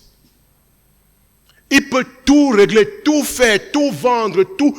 Pharaon n'est un pharaon que par titre représentatif. Mais le gars qui fait tout le travail, c'est Joseph. On dit Amen. L'anneau représente l'autorité que tu reçois à ton baptême. Frères et sœurs, est-ce que tu sais que tu es revêtu d'autorité ce matin? Et tu sais que quand tu es sorti du jeu de baptême, Dieu t'a mis son anneau au doigt. Et dans les anciens temps, l'anneau est ce qu'on appelle aujourd'hui le tampon du roi. Parce que c'est avec l'anneau que le roi signait ses décrets. Quand il décide que telle province va être annexée et être rattachée au royaume, on écrit sur les manuscrits avec de l'encre, et puis le roi met son anneau dans du wax. Et puis il vient, il met sur le décret. Et dès que l'anneau du roi est mis ici, tac, ça devient la loi. Et ça s'applique dans tout le royaume. On dit Amen. Donc l'anneau est symbole de quoi? D'autorité et de pouvoir. C'est avec ça que tu dois signer tes décrets spirituels. Regardez ce que Jésus dit concernant justement cette autorité dans Luc chapitre 10, versets 17 à 19. Luc 10, versets 17 à 19. Les 70 revinrent avec joie, disant, Seigneur, les démons même nous sont soumis en ton nom. Jésus leur dit, je voyais Satan tomber du ciel comme un éclair. Voici, je vous ai donné le pouvoir de marcher sur les serpents et les scorpions, et sur toute la puissance de l'ennemi, et rien ne pourra vous nuire. Ses disciples reviennent vers lui. Ils sont convertis. Ils étaient esclaves, ils n'avaient pas de pouvoir, d'autorité dans Rome, ils se considéraient même comme des esclaves. Et tout d'un coup, Jésus les envoie en mission avec l'autorité de chasser les démons, d'être au-dessus du diable. Ils s'en vont expérimenter ça. Ils s'en vont eux-mêmes. Parce qu'ils ont vu Jésus faire ça. Ils ont vu Jésus dire, Satan, sors de ce... Allez, quitte là, voilà. Satan s'en va. Satan s'en va. Jésus dit, allez maintenant, faites la même chose. Eux, ils s'en vont maintenant, ils arrivent dans une ville. Ils disent, hey, Pierre dit à Thomas, tu es sûr que ça va marcher? C'est lui qui a ça, hein? Il ne faut pas faire, Satan va nous frapper ici. Non, il a dit qu'on a ça, on a ça, on a ça.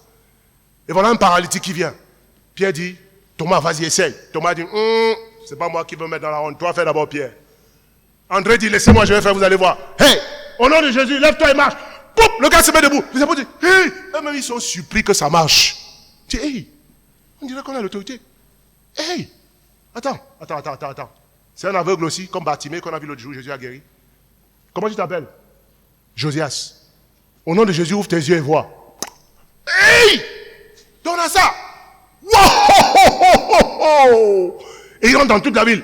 Ils cherchent les gens qui sont possédés. Démons, sors! Ils sont contents. Et ils reviennent vers Jésus. Allons-y lui dire. Allons-y lui rapporter que ça marche. Ils reviennent. Jésus, oui! Jésus, réunion. Ça marche! Qu'est-ce qui marche? Même les démons nous sont soumis. On est fort. On ne savait pas qu'on était fort comme ça.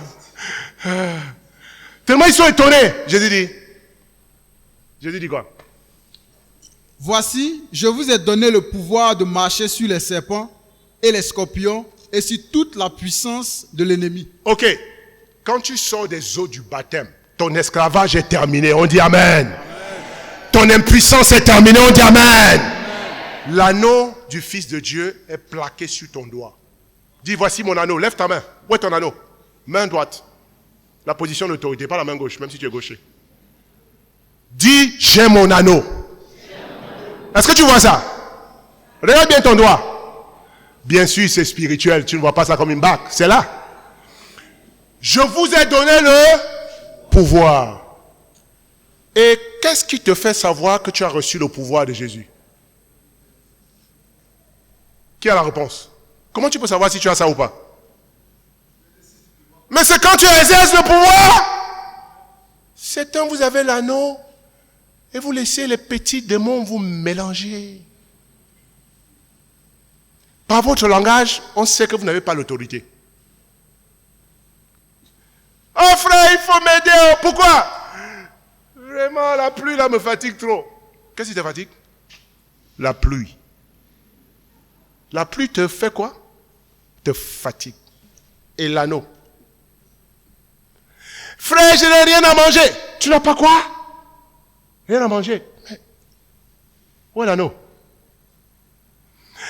Frère, je ne sais pas si la tentation là est plus forte que moi. Qu'est-ce qui est plus fort que toi? La tentation sexuelle. Où est l'anneau? Où est l'anneau? Je n'arrive pas à me lever pour aller au culte de mi-semaine. Hey! Où est ton anneau? Je ne sais pas si je vais durer comme disciple toute ma vie. Tais-toi, Satan t'écoute. Parce qu'à travers ton langage, Satan ne pense pas que tu n'as pas l'anneau, mais il sait que tu es un ignorant. Et Satan aime les ignorants. Quand tu parles, il prend les informations. On t'enregistre même.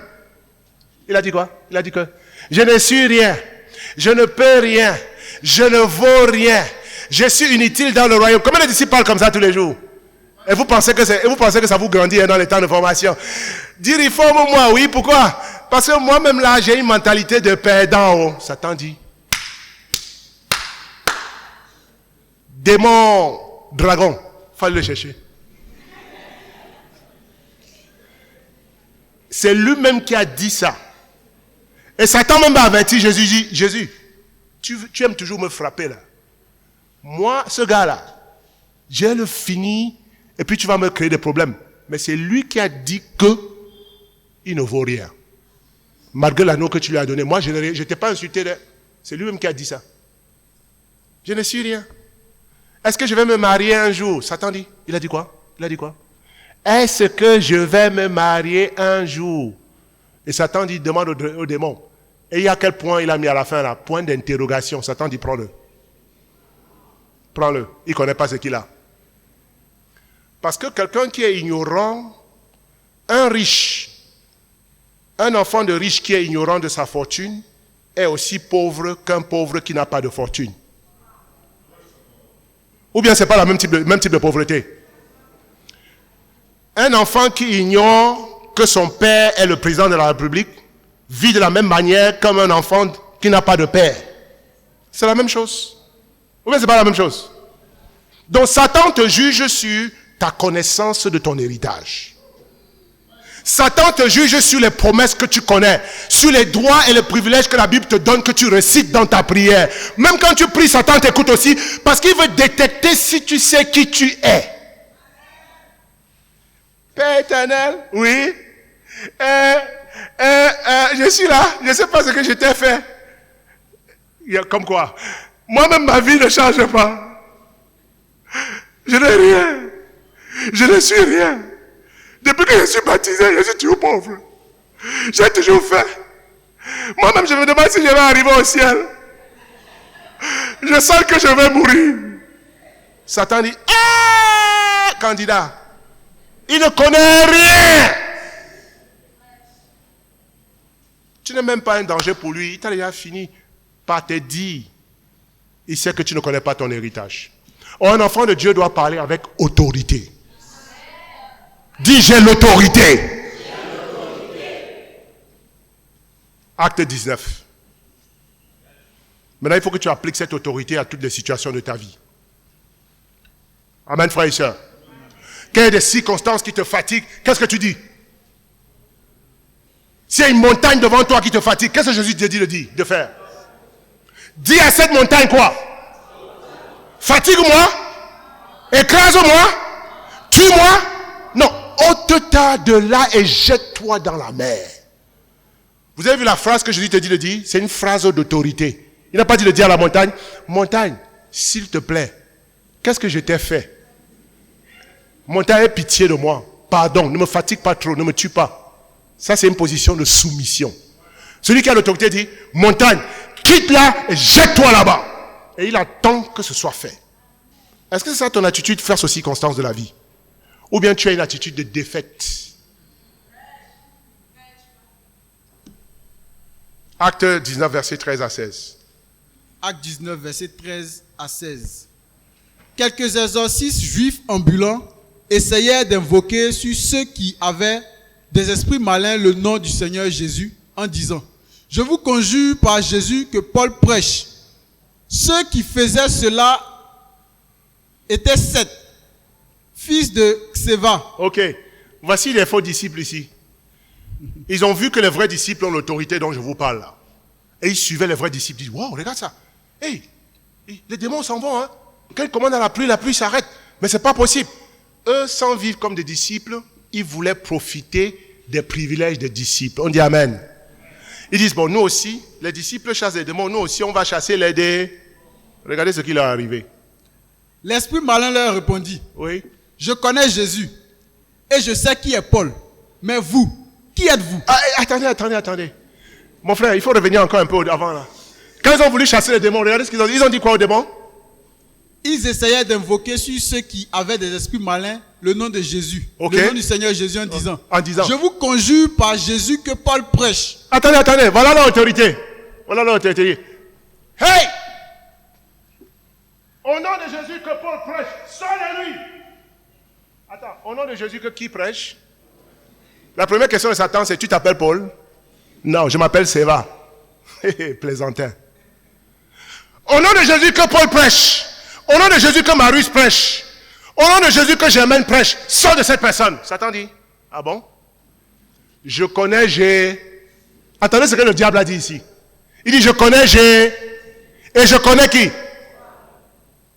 Vous voyez qu'il y a un homme que Satan élève au même rang que Jésus? Comment il peut dire: je connais Jésus et je connais Paul? Parce que quand Paul devient disciple de Jésus, il est revêtu de l'autorité de Jésus. Il est cohéritier avec Jésus, dont son nom est cité dans le même ordre. Je connais Jésus, je connais Paul. Toi, qui es-tu? Allons-y. L'esprit malin leur répondit: je connais Jésus et je sais qui est Paul. Mais vous, qui êtes-vous? Et l'homme dans lequel était l'esprit malin s'élança sur eux, se rendit maître de tous deux et les maltraitait de telle sorte qu'ils s'enfuient de cette maison nus et blessés. On arrête là, c'est déjà grave. Maintenant, je parle aux chrétiens qui vivent dans la duplicité, dans l'hypocrisie, avec leur anneau, qui ratent les cultes, qui ne vont pas au temps de formation et qui volent l'argent de Dieu. Quand une situation va arriver dans ta vie avec Satan, tu vas dire: au nom de Jésus que mon formateur prêche. Satan dit quoi? Tu veux te battre avec moi? Tu dis: oui, moi je suis prêt. Hein. Tu comptes sur quoi? Au nom de Jésus moi, non, pas moi. Parce que je ne prêche pas. Je ne paye pas la collecte. Je suis absent au culte. Je ne confesse pas mes péchés. Mais, au nom de Jésus, que Déré prêche. Que Elisabeth prêche. Quitte-la! Maintenant même! Espèce de va nu-pied, Satan. Fais quitter là. Satan dit: je connais Jésus. Je connais Déré. Toi aussi, tu es qui? Toi-même là, je te connais. Tu es un faux disciple. Vous pensez que Satan ne connaît pas ton casier judiciaire? Toi-même qui me parles là, tu étais dans l'immoralité il y a 2 semaines. Tu es qui? Toi qui me parles là, ça fait combien de semaines tu n'as pas payé la collecte à Dieu? Toi qui me parles là, ça fait combien de temps on ne t'a pas formé? Ton orgueil, ton cœur, je te connais. Regardez. La situation du gars est devenue pire qu'avant. Parce que quand Satan est provoqué par un gars qui fait semblant d'être disciple, qui n'est pas disciple là, il va te frapper. On dit que le gars a fui nu, alors qu'il est venu habillé. Est-ce que vous ne voyez pas que souvent dans votre vie, c'est comme ça? Vous êtes dans la vie des disciples. Et Satan, c'est toujours, quand il veut taper le tam-tam là, c'est sur toi il vient, Satan. Il aime ton affaire. Aïe, laisse-moi. Je connais Jésus. Et je connais les autres. Mais toi, quand tu marches dans l'intégrité, quand tu obéis à Dieu, quand tu es un disciple fidèle, Dès que tu soulèves ton anneau, rien ne peut te résister. On applaudit puissamment le Seigneur. Et ce matin, je voudrais rappeler à chaque disciple dans cette salle que tu as l'autorité de vaincre Satan. Et vaincre Satan, c'est pas faire comme les religieux font. C'est pas aller regarder à la télé les scènes de cinéma là. C'est pas ça vaincre Satan. C'est pas. Parce que le cinéma que les religieux font là, c'est ce que le fils de Séva ont fait. Ah, l'évangile Blaise a dit que j'ai l'autorité sur Satan. Satan, sort de ce corps. Sort de quel corps? Votre histoire de sort de corps, sort de quel corps? L'autorité que tu as est une autorité spirituelle, ce n'est pas du cinéma. Et puis aujourd'hui, il n'y a plus ça. On ne dit plus démon sort de ce corps. Ça ne veut plus rien dire aujourd'hui, sous le Nouveau Testament. Sous le Nouveau Testament, Jésus a confié à ses disciples le pouvoir d'écraser le pouvoir de Satan. Ça veut dire quoi? Ça veut dire que pratiquement dans ta vie de tous les jours, tu vis une vie victorieuse contre les tentations. Voilà ce que l'autorité là veut dire.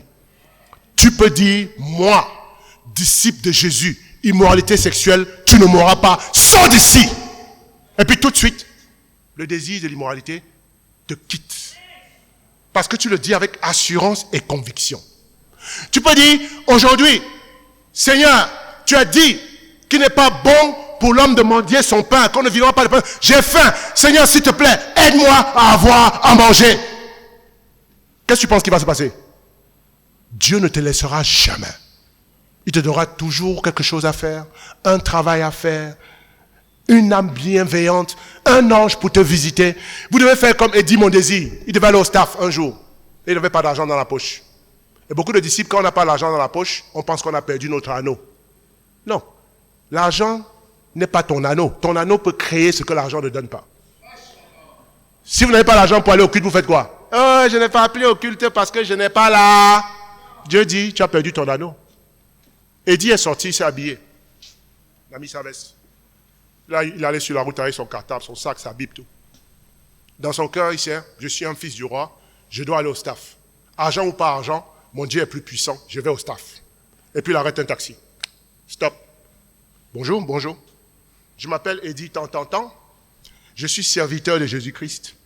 Et je dois aller au staff, aux 2 plateaux, au pavillon Latrie. Et je n'ai pas un seul centime sur moi. Mais je vous demande généreusement de me transporter et de me déposer là-bas. Et le Seigneur va vous bénir. Amen. Le chauffeur de taxi dit, Amen. Montez. Il ne s'est même pas assis devant, il s'assoit derrière. Et puis il ferme la portière. Le gars conduit. Le taxi même ne comprend pas ce qui lui arrive. Il le conduit jusqu'à... Il vient le déposer devant le pavillon Latrie. Il dit, descends. Qu'est-ce qu'il a dit, Eddie, le taximan, quand tu es descendu? Il est où? Il a dit quoi? Merci, pasteur. Qui devait dire merci à qui?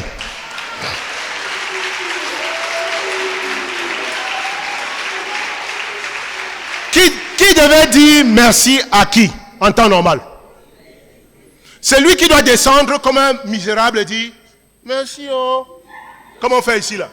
Mais lui descend et celui qui a perdu son argent, qui l'a transporté avec son gasoil et tout ça pour rien, dit merci pasteur, merci. Qu'est-ce qu'il a vu sur Eddie? L'autorité spirituelle. Je bénirai ceux qui te bénissent. Ça veut dire, pour le taximan, Eddie lui a fait l'honneur, avec cette foi-là, de monter dans son taxi. Parce qu'après, lui, il va être béni. C'est comme ça, la bénédiction. Un jour, je devais aller au campus quand j'étais jeune dirigeant ici. J'ai fait une étude au plateau. Jusqu'à l'heure de ma DB, je devais aller au campus. Cinéma Le Paris. Je suis devant le cinéma Le Paris et je dois aller au campus pour faire ma DB. Donc Patrice était étudiant à l'époque. Et puis je dis, je n'ai rien dans ma poche. Je n'ai rien dans ma poche. Je suis crevé même, je n'ai rien. Et je dis, Seigneur, ton serviteur a fini avec cette tâche ici. Maintenant, j'ai une autre tâche qui m'attend au campus. Mais tu sais, papa, envoie tes anges me transporter, me déposer parce que je suis fils du roi. Voilà comment j'ai parlé devant le cinéma de Paris. Et puis je reste comme ça au feu. Et puis il dit, papa, on ne doit pas être en retard comme fils du roi. Il faut m'envoyer l'affaire. Devinez, il y a une Mercedes vitre fumée qui s'arrête au feu. Boum. Je pense que c'est le feu rouge. Quand le feu passe au vert, il ne bouge pas. Et puis, je le regarde. Mais je ne le vois pas puisque les vitres sont fumées. Et puis je vois la vitre qui descend. Et il me regarde. Il dit, bonsoir monsieur. Je dis, bonsoir. Il dit, montez s'il vous plaît. Quand c'est comme ça, ne fais pas comme si tu es étonné. Parce que tu ne crois pas. Maintenant, quand on dit monter, tu dis, qui, moi ou bien, non, moi, c'est moi. Puis je monte, tac, il monte la vitre, il met le climatiseur à fond. Je fais ça. En route, il dit, vous allez où? D'abord, qui lui a dit que je cherchais une voiture? Il dit, vous allez où? Je dis, je vais au campus de Cocody. Il dit, je vous conduis là-bas. Moi, je ne suis même pas étonné. Je ne lui demande pas, vous êtes qui vous a envoyé?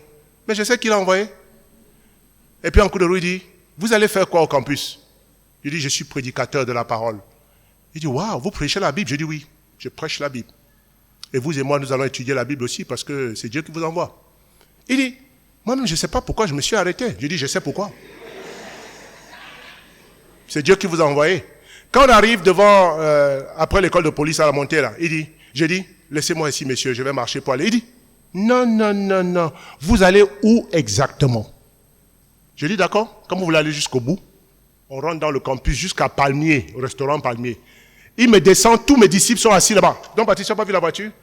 Voici le dirigeant de DB avec ses chaussures là. Je sors d'une Mercedes 300. Dès que je sors, je ferme la porte. Clac, tous mes disciples vont là. Je dis, bon, allez, vous avez des visiteurs, les gars, allons-y. On fait la DB, mais les disciples ne suivent pas ma DB 10. Papi. On ne m'appelait pas papi à l'époque, parce que je n'étais pas encore papi.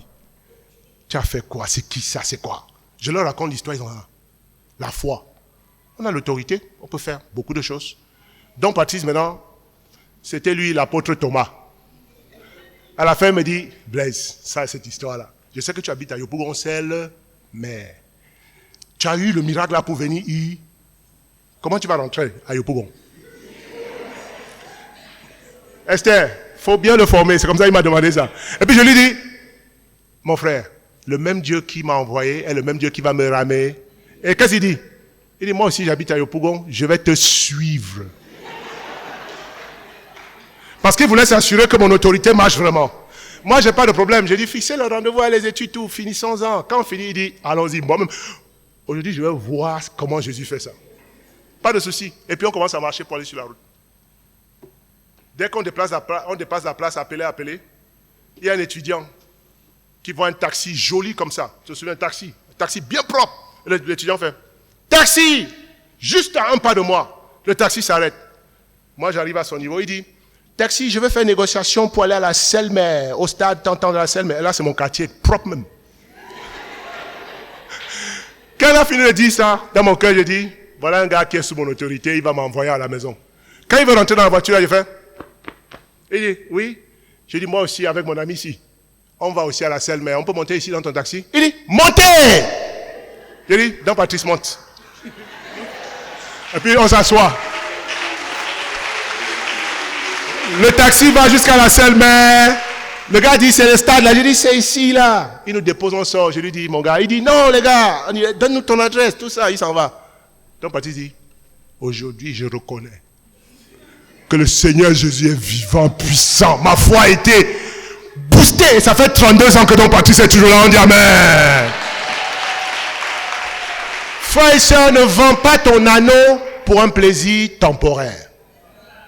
Même quand tu passes par la souffrance, tu as toujours l'anneau. Et si Dieu ne déplace pas la montagne, c'est parce que la montagne a un but dans ta vie. Parfois, il laisse des épreuves pour te fortifier. Mais ne perds pas ton anneau, ne perds pas ton assurance. Garde dans ton cœur que tu as reçu l'autorité sur les situations. Même quand tu es malade, c'est comme ça que tu pries. Dis à la maladie, non, j'ai du travail à faire. Et toi, quitte-la. Dans le nom de Jésus. Laisse-moi tranquille. C'est un mental de vainqueur. Pas des gens qui abandonnent dès qu'il y a un petit truc. Dès qu'il pleut, il pleut. Je dis, papa, on quitte. Pourquoi? La pluie. Depuis quand la pluie a tué quelqu'un? L'eau, même dans la Bible, c'est signe de bénédiction, comme vous avez vu dans le temps de formation cette semaine. Quand il pleut, même, c'est bon. C'est pour ça qu'on a le foutou, qu'on a les ignames, on a les bananes. Nos parents au village, quand il pleut, je remercie le Seigneur. Toi, quand il pleut, tu dis, je suis chute. Je suis chute. Ne m'appelez même pas, je suis chute jusqu'à la fin de la saison des pluies. Parce que comment je vais sortir de ma maison pour aller au Carrefour prendre un taxi? Moi là. Et l'eau va me mouiller. Donc pour Jésus, tu ne peux pas te faire mouiller. Et c'est Jésus qui s'est fait mouiller dans son sang pour toi. Mais toi, tu ne peux pas te faire mouiller d'eau pour lui parce que tu aimes tes cheveux plus que la croix. Parce que tes chaussures vont se décoller. Ça, c'est la mentalité de quelqu'un qui n'a pas d'autorité. Mes chaussures, je vais mettre dans l'eau, ça va se décoller. Et puis ça fait quoi? Si ça se décolle. Quand ça se décolle, on colle. Bonne nouvelle. Ça se décolle, on colle. Oui. Si les cheveux sont mouillés, on sèche. On les peigne. Et Dieu merci, il y a assez d'eau gratuite pour laver ta tête que tu n'as pas lavé depuis 2 mois. Arrêtez de rater les grâces de Dieu pour n'importe quoi. Parce que vous avez l'autorité.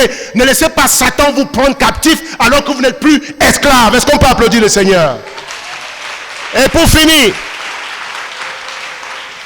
3 choses. Quelle est la première chose dans son héritage? Et qui va garder sa robe blanche? Qui va donner sa robe à Satan pour un bol de lentilles? 2. Qu'est-ce que Dieu nous a donné en deuxième position? Qui va garder sa bague spirituelle, son anneau spirituel? Et exerce ton autorité avec ça. Dis, je vais porter du fruit. Parce que je suis destiné à porter du fruit. Jésus a dit, il est la vigne, je suis le rameau. Il a dit que si je demeure en lui, je porte beaucoup de fruits. Donc porter du fruit, c'est ma nature. Je porte du fruit. C'est une attitude mentale. Dis, je vais réussir. Je vais réussir. Je vais avoir mon diplôme. Je vais faire ça. Dis, je vais me marier. Mais pas un cochon. Pas un cochon. Parce qu'un ange ne se marie pas à un cochon. Ou bien je mens.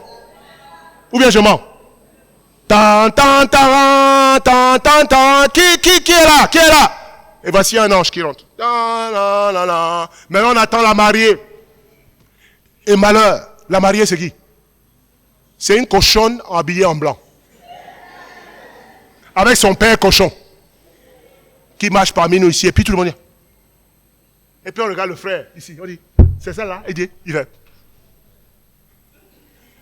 Nous on fait. Tu es un ange, tu vas marier un cochon. Ça veut dire un non-chrétien. Que tu es un disciple, mais tu as envie et tu aimes les non-chrétiens, tu veux épouser une non-chrétienne. Aïe! Non! C'est contre nature. C'est comme si un chien mariait une tortue. Une sœur spirituelle, c'est la même chose. Vous ne voyez pas ça, mais spirituellement, c'est l'image même de votre mariage. Quand une sœur disciple est allée prendre un non-chrétien, ou bien un faux disciple, Dieu voit ça, c'est 2 êtres contraires. Voilà. C'est comme un escargot avec une chenille. Contre nature. Garde ton autorité. Et exerce ton autorité. Dis à partir d'aujourd'hui, je vais exercer mon autorité. Dernière chose. Et puis on va finir. Mettez-lui des souliers aux pieds. Quand tu as la robe, bien habillée, tu as l'anneau, l'autorité pour marcher, vaincre les circonstances. Il te reste quoi? Parce que souvenez-vous, on va au ciel, on n'est pas encore arrivé, on dit Amen. Donc il y a une marche à faire, on dit Amen. Parce qu'on va, ce n'est pas notre destination qui est ici. On est en transit, on est en cours de route vers notre destinée. On dit Amen. Et pour aller à ta destinée, tu dois faire quoi? Tu dois marcher. Et qu'est-ce qu'il te faut pour marcher? Les souliers ici représentent quoi? Et c'est la dernière chose. Ephésiens 6, verset 15. Les souliers spirituellement représentent quoi? À partir d'aujourd'hui, chaque disciple sera puissant dans la foi. On dit Amen. Parce que tu connais ton héritage et tu vas l'exercer. Oui? Ephésiens 6, verset 15.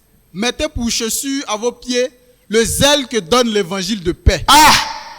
Mettez pour chaussure à vos pieds quoi? Le zèle de l'évangélisation.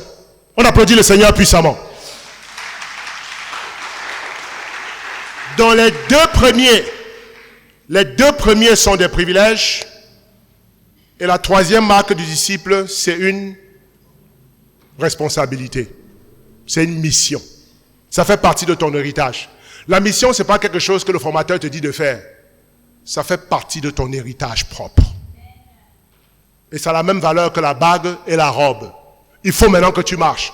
Parce que tu n'es pas habillé de blanc avec un anneau pour t'asseoir et dormir, manger et grossir. Tu as un anneau et la robe pour aller en mission. Et la mission commence devant ta porte, commence devant ton bureau, commence devant ta DB. La mission commence ici. Tu ne peux pas aller au Maroc si tu ne fais rien ici. Donc mettez à vos pieds comme chaussures le zèle de l'évangile. Frères et sœurs, quelles chaussures tu portes dernièrement? Est-ce que c'est les chaussures de l'évangile? Est-ce qu'il y a l'évangélisation même sur tes chaussures?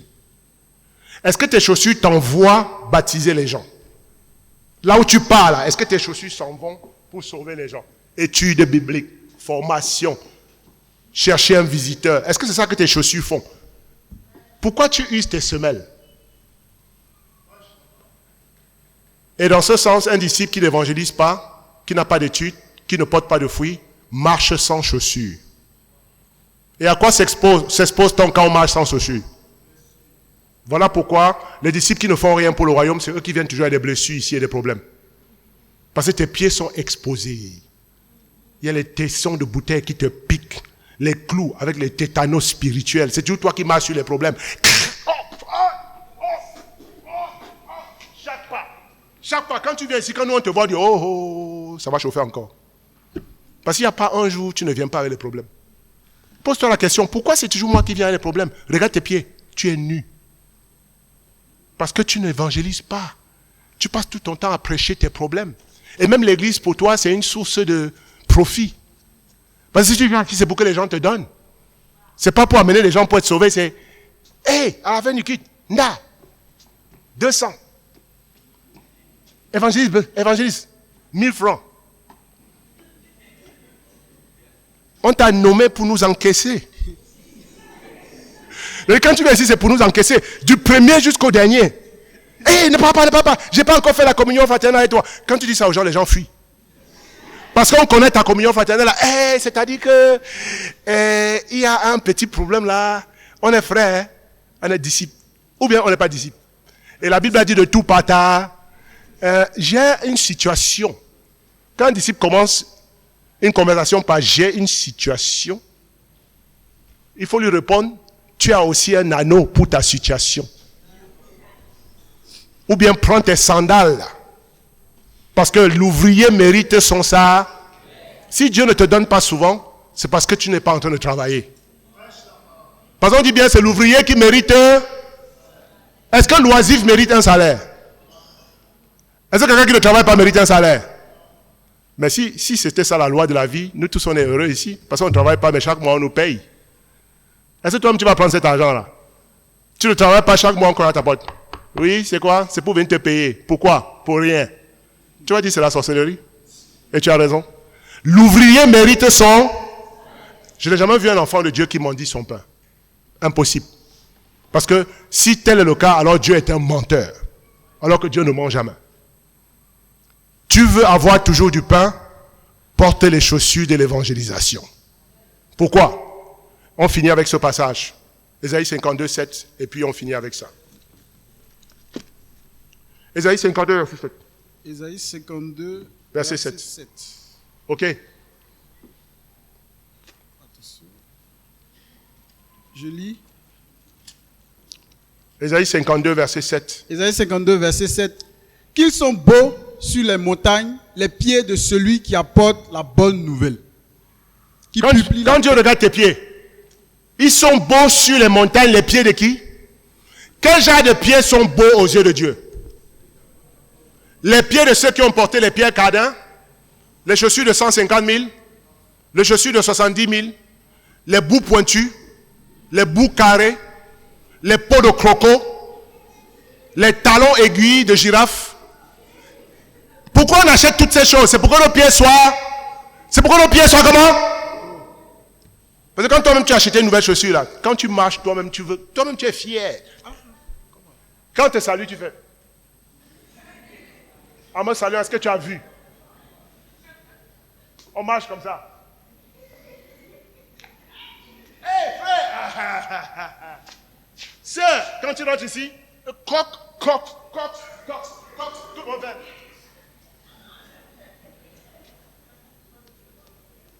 Talon, Pierre Cardin. N'est-ce pas, c'est pour que tes pieds soient beaux que tu fais ça? Mais est-ce que pour Dieu, c'est beau? Qui sont beaux les pieds? Quel type de pieds? De celui qui apporte la bonne nouvelle. Ça veut dire que si tu n'es pas en train d'évangéliser, tes pieds sont laids. Ça, c'est traduction français courant. Qui sont laids les pieds de ceux qui n'apportent pas la bonne nouvelle? Ça veut dire que quand toi, tu viens seulement avec les nouvelles qui n'ont rien à voir avec l'évangile, tes pieds ne sont pas beaux. Et frères et sœurs, voilà les 3 composantes de notre héritage en Christ. Que Satan veut plus que l'argent. Il peut te laisser partir avec l'argent. Dépenser avec les caroubiers, la prostitution, il sait que ce n'est pas ça. Mais le vrai héritage, c'est ça qu'il veut te prendre. Numéro 1, qu'est-ce qu'il veut te prendre? La robe de ton salut. Et aujourd'hui, on va la garder jalousement. Pour rien au monde, on ne va quitter la foi. Pour rien au monde. Qu'il pleuve, qu'il neige. On peut même être faible. Mais on va se restaurer, on va revenir debout. On ne va jamais laisser tomber la grâce de Dieu. Qui est d'accord avec moi? Ça veut dire que ton nom ne doit pas figurer sur la liste des chutes. Or, les chutes commencent par les petites absences. Ça veut dire qu'à partir de ce jour, plus d'absents dans cette église. Dis, je ne serai pas absent aux réunions de l'église. Oui. Oui. Mon oncle vient de Daoukro. Tant pis pour lui. Si ça tombe le jour où le Seigneur a besoin de toi, il va venir après le Seigneur. On dit Amen. On ne rate pas le culte. Parce que Jésus peut venir le jour où tu rates le culte. Ou bien tu peux mourir en dehors de ton engagement chrétien. Quand tu vas faire tes choses là, tu fais un accident, tu meurs. Jésus va te demander, tu es mort où? Si Jésus me voici, c'est quel jour aujourd'hui? Dimanche matin. Tu es mort où? À la Kestap? Non. À Ndotré. Est-ce qu'on a une région à Ndotré? Non. Tu faisais quoi à Ndotré? Ma cousine du village est venue avec un paquet pour moi que je devais aller retirer. J'ai raté le culte. Et si Jésus venait ce jour-là? Donc ici, on ne rate pas les réunions de l'église. Qu'importe ce que ça va nous coûter. On vient à la DB, au temps de formation, au culte de mi-semaine, au culte des dimanches. On aime la présence des disciples plus que tout. Parce que Jésus a une alliance avec toi. Et là où est ton trésor, là aussi sera ton cœur. Numéro 2, Satan veut te voler une deuxième composante de ton héritage. Et ce matin, ça a été bien décrit. C'est quoi ça, cet héritage? Dis, je ne perdrai pas mon anneau. Et mon anneau n'est pas à vendre. Est-ce qu'il y a un prix qu'on peut te donner pour échanger avec ton anneau? Jamais. Donc garde ton anneau et prends l'autorité sur les situations et marche comme un vainqueur. Et tu vas voir la puissance de Dieu commencer à agir dans ta vie. Quand tu marches comme un vainqueur, tel un homme pense, tel il devient, et tel il est. Numéro 3. Troisième composante de ton héritage céleste, c'est quoi? Ne perds pas tes chaussures. Garde les sandales de l'évangélisation. Et frères et sœurs, il est l'heure de recommencer la mission dans cette église. Beaucoup d'entre nous, on a perdu le sens de la mission depuis un moment. On n'a pas eu de visiteurs, on n'est pas dans une étude, et on n'a pas baptisé quelqu'un, et ça ne nous dit rien. Ça, c'est un signe de danger. Ça, c'est un signe de danger. Un jour, il y a un ami sa femme a accouché. Il est parti à l'hôpital. Et il était tellement heureux de voir son bébé qu'il est sorti de l'hôpital les pieds nus. Il a quitté la chambre là. Ses chaussures sont restées dans la chambre. Il n'a même pas remarqué. Tellement il était joyeux, il est descendu. Il a pris le taxi, il sort. Puis on a dit, monsieur, c'est quoi ça? Il dit quoi? Vous n'avez pas de chaussures? Il dit, oh, j'ai oublié mes chaussures. Tout le monde l'a regardé. Parce qu'il retournait chercher ses chaussures. On peut arriver à un point où on n'a pas de chaussures. Et puis on ne sait plus. Parce qu'on est distrait par le monde. Maintenant, si tu n'as pas sauvé quelqu'un, tu n'as pas baptisé, tu n'es pas dans une étude, tu n'as pas d'étude, tu n'évangélises pas. Aujourd'hui, tu n'as pas de chaussures et tu peux avoir des chaussures dès la sortie de ce culte. Et c'est gratuit. On dit Amen. Ne perdons pas notre héritage, maintenant que tu le connais. Réjouis-toi. Parce que la dernière chose que le Père a fait, après lui avoir donné l'héritage, c'est de tuer le veau gras. La fête a commencé. Frères et sœurs, ça c'est un signe de Dieu qui dit, la vie chrétienne est une fête. On a la robe, on a l'anneau, on travaille dur avec les sandales, on va en mission, on donne la collecte spéciale, on étudie avec les gens jusqu'à tard dans la nuit, mais on est toujours joyeux parce que c'est nous qui sommes toujours récompensés. La joie de Dieu est notre partage. Que le Seigneur nous bénisse et que son nom soit glorifié dans les nations à cause de ton engagement. À Dieu soit rendu toute la gloire. Amen.